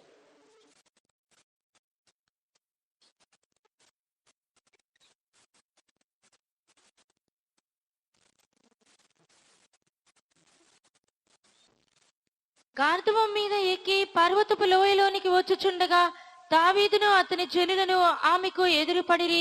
ఆమె వారిని కలుసుకొనిను. అంతకు మునుపు దావీదు నాబాలునకు కలిగిన దాని అంతటిలో ఏదియూ పోకుండా ఈ అరణ్యములో అతని ఆస్తి అంతయు నేను వ్యర్థముగా కాయచూ వచ్చి తిని ఉపకారమునకు నాకు అపకారము చేసి ఉన్నాడే అని అనుకుని అతనికున్న వారిలో ఒక మగపిల్లవానినైనను తెల్లవారునప్పటికీ నేనుండనీయను, లేదా దేవుడు మరి గొప్ప అపాయము దావీదు శత్రువులకు కలుగు చేయునుగాక అని ప్రమాణము చేసి ఉండెను. దేవునికి స్తోత్రం కలుగునుగాక. దేవునికి స్తోత్రం ఉండాగటం. ఈ యొక్క అధ్యాయములో నాబాలును దావీదుని వారి యొక్క స్టోరీని మనము చూడగలుగుతున్నాము. இந்த அதிகாரத்திலே நாபால் தாவீதுடைய கதையை நாம் பார்க்கிறோம். నాబాలు యొక్క భార్య అబీగయలుని మనం చూడగలుగుతున్నాము. இந்த நாபாலுடைய மனைவியாகிய அபிகாயிலை குறித்து பார்க்கிறோம். ఈ యొక్క అబీగయలు మంచి స్వభావము, మంచి సుబుద్ధి గల స్త్రీ అని రాయబడి ఉన్నది. இந்த அபிகாயில் நல்ல புத்தியுள்ள ஞானமுள்ள ஸ்திரீ என்று பார்க்கிறோம். ఆమెలో ఎంత మంచి స్వభావం ఉన్నదో ఆమె భర్త అంత మొరటోడుగా ఉన్నాడు. இவள் எவ்விதமாக புத்தியுள்ள ஸ்திரீயோ அதற்கு மாறாக அவளுடைய கணவன் புத்தியினாய் அவன் கொடுமை உள்ளவனாய் இருந்தான். అమెరికా పాకిస్తాన్ యుద్ధం ఏ విధంగా జరుగుతుందో ఆ విధంగా ఇక్కడ వీరిద్దరు భార్యాభర్తలు అటువంటి స్వభావం కలిగి ఉంటున్నారు. இந்த அமெரிக்கா இந்த பாகிஸ்தான் எவ்விதமாக யுத்தம் நடக்கிறதோ அவ்விதமாகவே இந்த கணவனும் மனைவியும் ஜீவித்தார்கள். ఈ అబీగాయలు మంచి సుబుద్ధి కలిగిన ఒక స్త్రీ, దైవ భక్తి కలిగిన ఒక స్త్రీ. இந்த அபிகாயில் நல்ல புத்தி உள்ள ஸ்திரீ, அவன் நல்ல தேவ பக்தி உள்ள ஸ்திரீ. కానీ ఆమె భార్య నాబాలు మొరటవాడు, దుర్మార్గుడు, దుష్టుడు, త్రాగుబోతువాడని రాయబడి ఉన్నది. ஆனால் அவளுடைய கணவனாகிய நாபாலோ அவன் முரடன், அவன் கோபக்காரன், புத்தியீனன், குடிகாரன் என்று எழுதப்பட்டிருக்கு. అటువంటి వ్యక్తిని ఈ అబీగాలు స్త్రీ చాలా మేనేజ్మెంట్ చేసుకుంటూ కాపురం చేస్తుంది. அப்படிப்பட்ட ஒரு மனுஷனை இந்த அபிகாயில் அவனை ஏற்ற வண்ணமாக அவனை ஆண்டு கொண்டு அவனோடு கூட குடித்தனம் பண்ணினாள். కానీ నాబాలుకి దావీదు చేసేటువంటి సహాయముల గురించి ఇందులో రాయబడి ఉన్నది. இங்கே நாபாலுக்கு தாவீது செய்த நன்மைகள் குறித்து இங்கே எழுதப்பட்டிருக்கிறது. అతనికి కలిగినటువంటి సమస్తము ఏది నష్టము కాకుండాను కాపాడుకుంటూ భద్రపరుచుకుంటూ దావీదు ఆ కుటుంబమునకు ఎంతో మేలు చేశాడు. இந்த தாவீதும் அவனோடு இருந்தவர்களும் நாபாலுக்குரிய எல்லாவற்றையும் வனாந்திரத்திலே அவர்கள் பாதுகாத்து அவைகள் ஒன்றும் சேதமாகாதபடி பாதுகாத்து வந்தார்கள். కానీ నాబాలైతే దావీదుకి వ్యతిరేకంగా క్రియ చేస్తున్నాడు. ஆனால் இந்த நாபாலோ దావీదుకి విరోధமாக క్రియ செய்கிறான். అందువల్ల దావీదు ఇక్కడ పలుకుతున్నాడు, నేను చేసిన ఉపకారమునకు అతడు నాకు అపకారము చేస్తున్నాడు. ஆகையால் தான் தாவீது இங்கே சொல்கிறான், நான் செய்த நன்மைக்கு பதிலாக அவன் தீமை செய்கிறான். ఉపకారమునకు నాకు అపకారము చేసి ఉన్నాడు. நன்மைக்கு பதிலாக அவன் தீமை செய்கிறானே. ఇక్కడ దావీదు కృతజ్ఞతా హృదయం కలిగిన వాడుగా ఉంటున్నాడు. నాబాలు కృతజ్ఞత హృదయం లేనివాడుగా ఉంటున్నాడు. இங்கே தாவீது நன்றியுள்ள இதயமுள்ளவராய் இருக்கிறான். ஆனால் இந்த நாபாலோ நன்றி இல்லாதவராய் இருக்கிறான். కృతజ్ఞత హృదయము నాబాలుకు లేదు. இந்த நன்றியுள்ள இதயம் இந்த நாபாலுக்கு இல்லை. కారణం మొరటబోడు, త్రాగుబోతువాడు, దుష్టుడు, దుర్మార్గుడై ఉన్నాడు. ஏனென்றால் அவன் முரடனும் துன்மார்க்கனும் துஷ்டனும் அவன் குடிகாரனுமாய் இருக்கிறான். అందువల్ల దేవుని యొక్క వాక్యం ప్రకటన చేస్తున్నది. ஆகையால் தான் தேவனுடைய வசனம் சொல்லுகிறது, ఉపకారమునకు బదులుగా అపకారము చేసి ఉన్నాడు. அவன் நன்மைக்கு பதிலாக தீமை செய்தான். ప్రియమైన దేవుని యొక్క జనులారా, பிரியமான தேவனுடைய ஜனமே, మనము ఉపకారము కలిగిన మనుషులుగా ఉండాలి. நாம் நன்மை செய்கிறவர்களாக இருக்க வேண்டும். అపకారము చేసే మనుషులుగా మనం ఉండకూడదు. நாம் தீமை செய்கிற மனுஷர்களாக இருக்கக்கூடாது. ఆ యొక్క నాబాలు కృతజ్ఞత హృదయము లేనివాడు. ஆம், இந்த நாபால் நன்றி இல்ல இருதயம் இல்லாதவன். అందువల్ల మరణము అతనిని సంధించి ఉన్నది. ஆகையால் தான் மரணம் அவனை சந்தித்தது. నాబాలు చనిపోయాడు. இந்த நாபால் செத்தான். నాబాలు చనిపోయిన తర్వాతనే இந்த நாபால் மரித்த பின்பே అబీగయలు దావీదుకి భార్యగా మారినది. இந்த அபிகாயில் தாவீதுக்கு மனைவியாக மாறினாள். నాబాలు బ్రతికి ఉన్నంత వరకు అబీగయలు దావీదుకి భార్యగా మారడానికి వీల్లేదు. இந்த நாபால் உயிருள்ள வரைக்கும் தாவீதுக்கு அபிகாயில் மனைவியாகுவதற்கு எந்த காரணமும் இல்லை. ఈ దావీదు ప్రభువైన యేసు క్రీస్తుకి సాదృశ్యముగా ఉన్నాడు. ஆம், இந்த தாவீது கர்த்தராகிய இயேசு கிறிஸ்துவுக்கு அடையாளமாக இருக்கிறார். అబీగయలు నూతన మందిర సంఘము ఒక్కొక్క విశ్వాసకి సాదృశ్యముగా ఉన్నది. இந்த அபிகாயிலோ புதிய ஏற்பாட்டு சபையிலே ஒவ்வொரு விசுவாசிக்கும் அடையாளமாக இருக்கிறார். నాబాలు బ్రతికి ఉన్నంత వరకు అబీగయలు దావీదుకి భార్యగా మారడానికి వీల్లేదు. இந்த நாபால் உயிரோடு இருக்கும் வரைக்கும் இந்த அபிகாயில் தாவீதுக்கு மனைவியாவதற்கு முடியாது. అబీగయలు దావీదుకి భార్యగా మారాలంటే నాబాలు చచ్చిపోవాలి. அப்படியானால் இந்த அபிகாயில் தாவீதுக்கு மனைவியாக மாற வேண்டும் என்றால் இந்த நாபால் சாக வேண்டும். ఈ దావీదు యేసు క్రీస్తుకి సాదృశ్యము. இந்த தாவீது கர்த்தராகிய இயேசு கிறிஸ்துவுக்கு அடையாளம். అబీగయలు పెండ్లి కుమార్తె సంఘానికి సాదృశ్యముగా ఉన్నది. அபிகாயிலோ மணவாட்டி சபைக்கு அடையாளமாக இருக்கிறார். నీవు నేను కూడా అబీగయలు వలె యేసు క్రీస్తుకి పెండ్లి కుమారుడికి పెండ్లి కుమార్తెగా మనం మారాలంటే நீயும் நானும் இந்த அபிகாயிலை போல மணவாளனாகிய இயேசுவுக்கு மணவாட்டியாக மாற வேண்டும் என்றார். నాబాలులో ఉన్న కృతజ్ఞత హృదయము లేని హృదయం అది తొలగింపబడాలి. நம்மிலே காணப்படுகிற நன்றி இல்லாத இருதயம் அது நீக்கப்பட வேண்டும். కృతజ్ఞత హృదయము లేని ఆ మనస్సు చచ్చిపోవాలి. இந்த நன்றி இல்லாத இருதயம் உள்ள அந்த மனது சாக வேண்டும். కృతజ్ఞత హృదయము లేని వారు క్రీస్తుకి పెళ్లి కుమార్తెగా మారలేరు. நன்றி இல்லாதவன் கிறிஸ்துவுக்கு மனவாட்டியாக மாற முடியாது. నాబాలు చనిపోతేనే అబీగయలు దావీదుకి భార్యగా మారుతుంది. இந்த நாபால் செத்தால்தான் அபிகாயில் தாவீதுக்கு மனைவியாவாள். కృతజ్ఞత హృదయము లేని వారి నాబాలుతో సమానము. நன்றி இல்லாதவர்கள் இந்த நாபாலுக்கு அடையாளம். ఈ యొక్క కృతజ్ఞత హృదయము లేని వారు చనిపోతేనే క్రీస్తు పెళ్లి కుమార్తెకి భార్యగా మారుతున్నారు. இந்த நன்றி இல்லாத செத்தால்தான் இந்த அபிகாயில் கிறிஸ்துவுக்கு மனவாட்டியாக மாறும். కృతజ్ఞత హృదయము లేని మనస్సు మనలో నుండి తొలగింపబడాలి. இந்த நன்றி இல்லாத மனது நம்மிலிருந்து அகற்றப்பட வேண்டும். కృతజ్ఞత హృదయము లేని మనస్సు చనిపోవాలి. இந்த நன்றி இல்லாத மனது சாக வேண்டும். కృతజ్ఞత హృదయము కలిగిన వారుగా జీవించాలి. நாம் நன்றியுள்ளவராக ஜீவிக்க வேண்டும். ఈ హృదయము కలిగిన వారే క్రీస్తుకు పెళ్లి కుమార్తెగా మారబోతున్నారు. இந்த இருதயம் நன்றியுள்ள இருதயம் உள்ளவர்கள் தான் கிறிஸ்துவுக்கு மனவாட்டியாக மாறப் போகிறார். అందువల్ల నాబాలు కృతజ్ఞత హృదయము లేనివాడు. ஆகையால் தான் இந்த நாபால் நன்றி இல்லாதவன். ఆ హృదయము లేని నాబాలు చనిపోయాడు. அந்த நன்றி இல்லாத நாபால் செத்தான். చనిపోయిన తర్వాత అబీగయలు దావీదుకి భార్యగా మారినది. அவன் மரித்த பின்பு அபிகாயில் தாவீதுக்கு மனைவியானார். నాబాలు బ్రతికి ఉన్నంత వరకు అబీగయలు దావీదుకి భార్యగా మారలేదు. நாபால் ஜீவிக்கும் வரைக்கும் கூட அபிகாயில் தாவீதுக்கு மனைவியாக முடியாது. అలాగే మన ఒక్కొక్కరి జీవితంలో కృతజ్ఞత హృదయం లేని అంతకాలం క్రీస్తుకు పెళ్లి కుమార్తెగా మారలేరు. இந்த நம்முடைய ஜீவியத்திலே நன்றி இல்லாத இந்த அனுபவம் காணப்பட்டால் கிறிஸ்துவுக்கு மனவாட்டியாக நாம் மாற முடியாது. మీలో ఎవరెవరైతే కృతజ్ఞత హృదయం లేని వారుగా ఉంటున్నారో நம்மில் யார் யார் நன்றி இல்லாதவர்களா இருக்கிறார்களோ వారు నాబాలుతో సమానము. அவர்கள் நாபாலுக்கு சமம். వారు క్రీస్తుకి పెళ్లి కుమార్తెగా మారలేరు. அவர்கள் ஒருவாறு கிறிஸ்துவுக்கு மனவாட்டியாய் மாறுவதில்லை. ఎప్పుడైతే కృతజ్ఞత హృదయం కలిగి మీరు జీవిస్తున్నారో நீங்கள் எப்பொழுது நன்றியுள்ளா ஜீவிக்கிறீர்களோ అప్పుడు మాత్రమే క్రీస్తుకి పెళ్లి కుమార్తెగా భార్యగా మారబోతున్నారు. அப்பொழுதுதான் கிறிஸ்துவுக்கு மனவாட்சி ஆவீர்கள். యేసు త్వరలో రాబోతున్నారు. நம்முடைய இயேசு சீக்கிரமாய் வரப்போகிறார். మనలో కృతజ్ఞత హృదయం లేని వారు ఉన్నారు.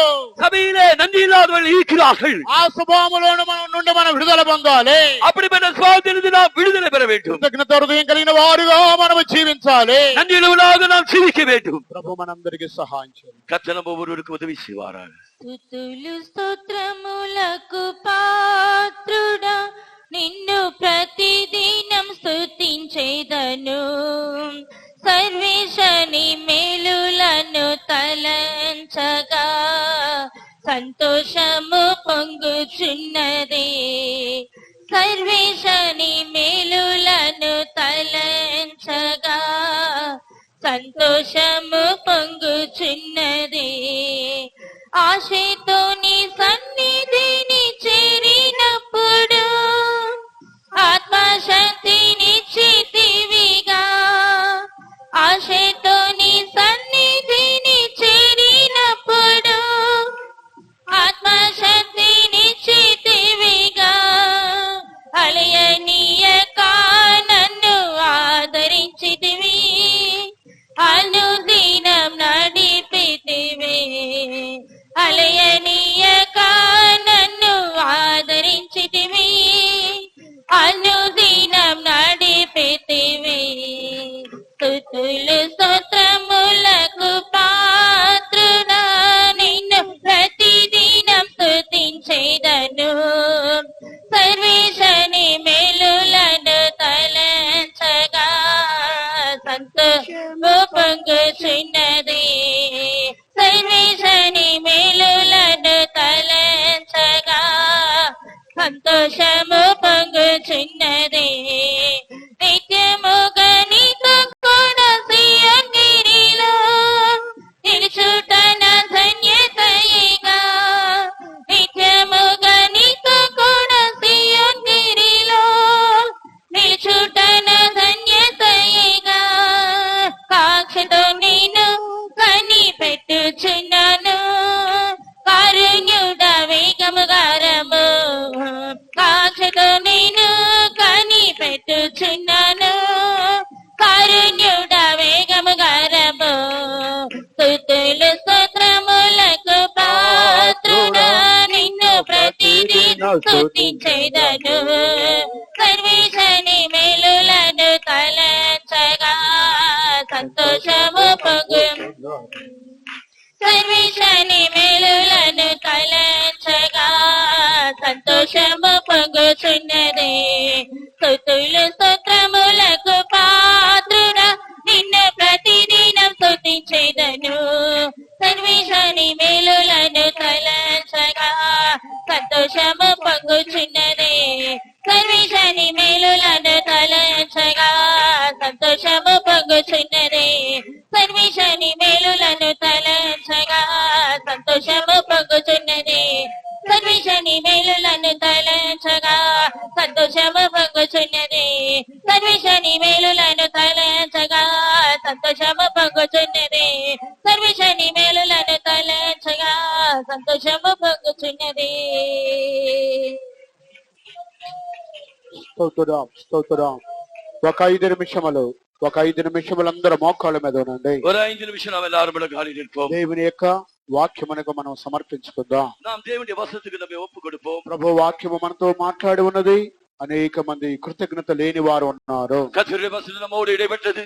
అనేక నమ్మిలే நன்றி இல்லாதவர்களாக దేవుని இருக்கிறார்கள். యొద్ద మేలులు పొందిన వారు కృతజ్ఞత లేని వారు ఉన్నారు. இதோ தேவனிடத்தில் நன்மை பெற்றவர்கள் நன்றி இல்லாதவர்களாக మనుషుల இருக்கிறார்கள். ద్వారా మేలులు పొందిన వారు కృతజ్ఞత లేని వారు ఉన్నారు. மனுஷன் மூலமாக நன்மை பெற்றவர்களும் நன்றி இல்லாதவர்களாக స్వస్థత இருக்கிறார்கள். పొందిన వారు కృతజ్ఞత హృదయం లేని వారు ఉన్నారు. தெய்வீக சுகத்தை பெற்றவர்கள் நன்றி இல்லாதவர்களாக இருக்கிறார்கள். అనేక ఆశీర్వాదాలు పొందిన వారు కృతజ్ఞత లేని వారు ఉన్నారు. అనేక ఆశీర్వాదங்களை பெற்றவர்கள் நன்றி இல்லாதவர்களாக இருக்கிறார்கள். కానీ మనం ఏ స్థితిలో ఉన్నామో, நாம் எந்த நிலையிலே இருக்கிறோம்? మనము కృతజ్ఞత లేని వారు గుంపులో ఉన్నామా? కృతజ్ఞత కలిగి దేవుని స్తుతించే వారిలో ఉన్నామా? நாம் நன்றி இல்லாத கூட்டத்திலே இருக்கிறோமா?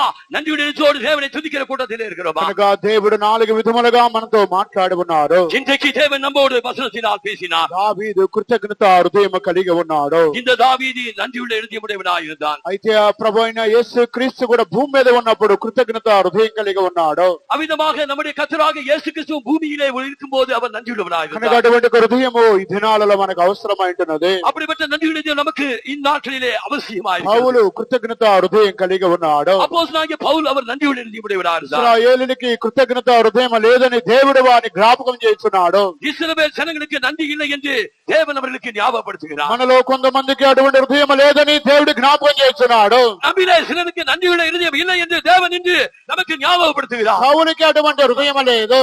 சவுலுக்கு அப்படிப்பட்ட நன்றியுள்ள இருதயம் இல்லை. నాబాలుకి అటువంటి హృదయం లేదు. அதாவது அவருக்கும் நாபாலுக்கும் அப்படிப்பட்ட இருதயம் இல்லை. మనలో అనేక మంది అటువంటి స్వభావంలో కనబడుతున్నారు. நம்மிலே அநேகர் அப்படிப்பட்ட சுவாபமுடையவர்களாய் ఒక్క இருக்கிறார்கள். నిమిషం మిమ్మల్ని మీరే ధ్యానించండి. ஒரு நிமிஷம் நாம் நம்மை தியானிப்போம். కనుక మనము కృతజ్ఞత హృదయం కలిగిన వారుగా జీవించాలి. நாம் நன்றியுள்ள இருதயம் உடையவர்களாய் ஜீவிக்க ఈ வேண்டும். కృతజ్ఞత హృదయము మనను ఆశీర్వాదానికి పాత్రలుగా చేస్తున్నది. இந்த நன்றியுள்ள இருதயம் நம்மை ஆசீர்வாதங்களுக்கு பாத்திரவான்களாய் மாற்றுகிறது. దేవుడు మనుషులు మర్చిపోయినా సరే దేవుడు మనల్ని మర్చిపోడు. மனுஷர்கள் மறந்த வண்ணமாக தேவன் நம்மை மறக்கவில்லை. మనము దేవునికి చేసిన మేలులు, దేవుడు మనకు చేసిన మేలులు మనుషులు మర్చిపోయినా సరే దేవుడు మనల్ని మర్చిపోడు. தேவனுக்கு நாம் செய்த நன்மைகளும் தேவன் நமக்கு செய்த நன்மைகளும் மனிதர்கள் மறந்தாலும் தேவன் மறப்பதில்லை. మనుషులు ఆ కార్యములు మర్చిపోయినా సరే దేవుడు మర్చిపోడు. மனிதர்கள் அந்த காரியங்களை மறந்தாலும் தேவன் மறப்பதில்லை. దేవుడు చేసిన మేలు మనం మర్చిపోకూడదు. தேவன் செய்த நன்மைகளை நாம் மறக்க வேண்டாம். అటువంటి కృతజ్ఞత హృదయం మనకు అవసరమైంటున్నది. அப்படிப்பட்ட இருதயம் இந்நாட்களிலே நமக்கு அவசியம். అటువంటి హృదయం కలిగిన వారు దేవుని ఆత్మకు సమర్పించుకోనండి. அப்படிப்பட்ட இருதயத்திற்காக தேவனுடைய ஆவிக்கு நாம் ஒப்பு கொடுப்போம். హల్లెలూయా, హల్లెలూయా, హల్లెలూయా, హల్లెలూయా. స్తోత్రా, స్తోత్రా, స్తోత్రా, స్తోత్రా. స్తుతులు స్తోత్రములకు పాత్రుడా, నిన్ను ప్రతిదిన స్తుతించెదను. సర్వేశని మేలులను తలంచగా సంతోషము పొంగుచున్నది. సర్వేశని మేలులను తలంచగా సంతోషము పొంగుచున్నది. అందరూ చేతులు తట్టి పాడండి. స్తోత్రములకు అందరూ చప్పట్లు కొట్టి ధ్యానించి పాడండి. నిన్ను ప్రతిదినం స్తుతించెదను. సర్వేశని మేలులను తలంచగా సంతోషము పొంగుచున్నది. సర్వేశని మేలులను తలంచగా సంతోషము పొంగుచున్నది. సర్వేశని మేలులను తలంచగా సంతోషము పొంగుచున్నది. సర్వేశని మేలులను తలంచగా సంతోషము పొంగుచున్నది. సర్వేశని మేలులను తలంచగా సంతోషము పొంగుచున్నది. సర్వేశని మేలులను తలంచగా సంతోషము పొంగుచున్నది. హల్లెలూయా, స్తోత్రా, స్తోత్రా, స్తోత్రా, స్తోత్రమయ్యా. హల్లెలూయా, స్తోత్రా, స్తోత్రా, హల్లెలూయా, స్తోత్రా, స్తోత్రా, స్తోత్రా. ప్రభు మన కూటమును ఆస్వాదించిన దయ కొరకై స్తోత్రించెదము. స్తోత్రా, స్తోత్రా. పాలు పొందిన బిడ్డలందరి కొరకై స్తోత్రించెదము.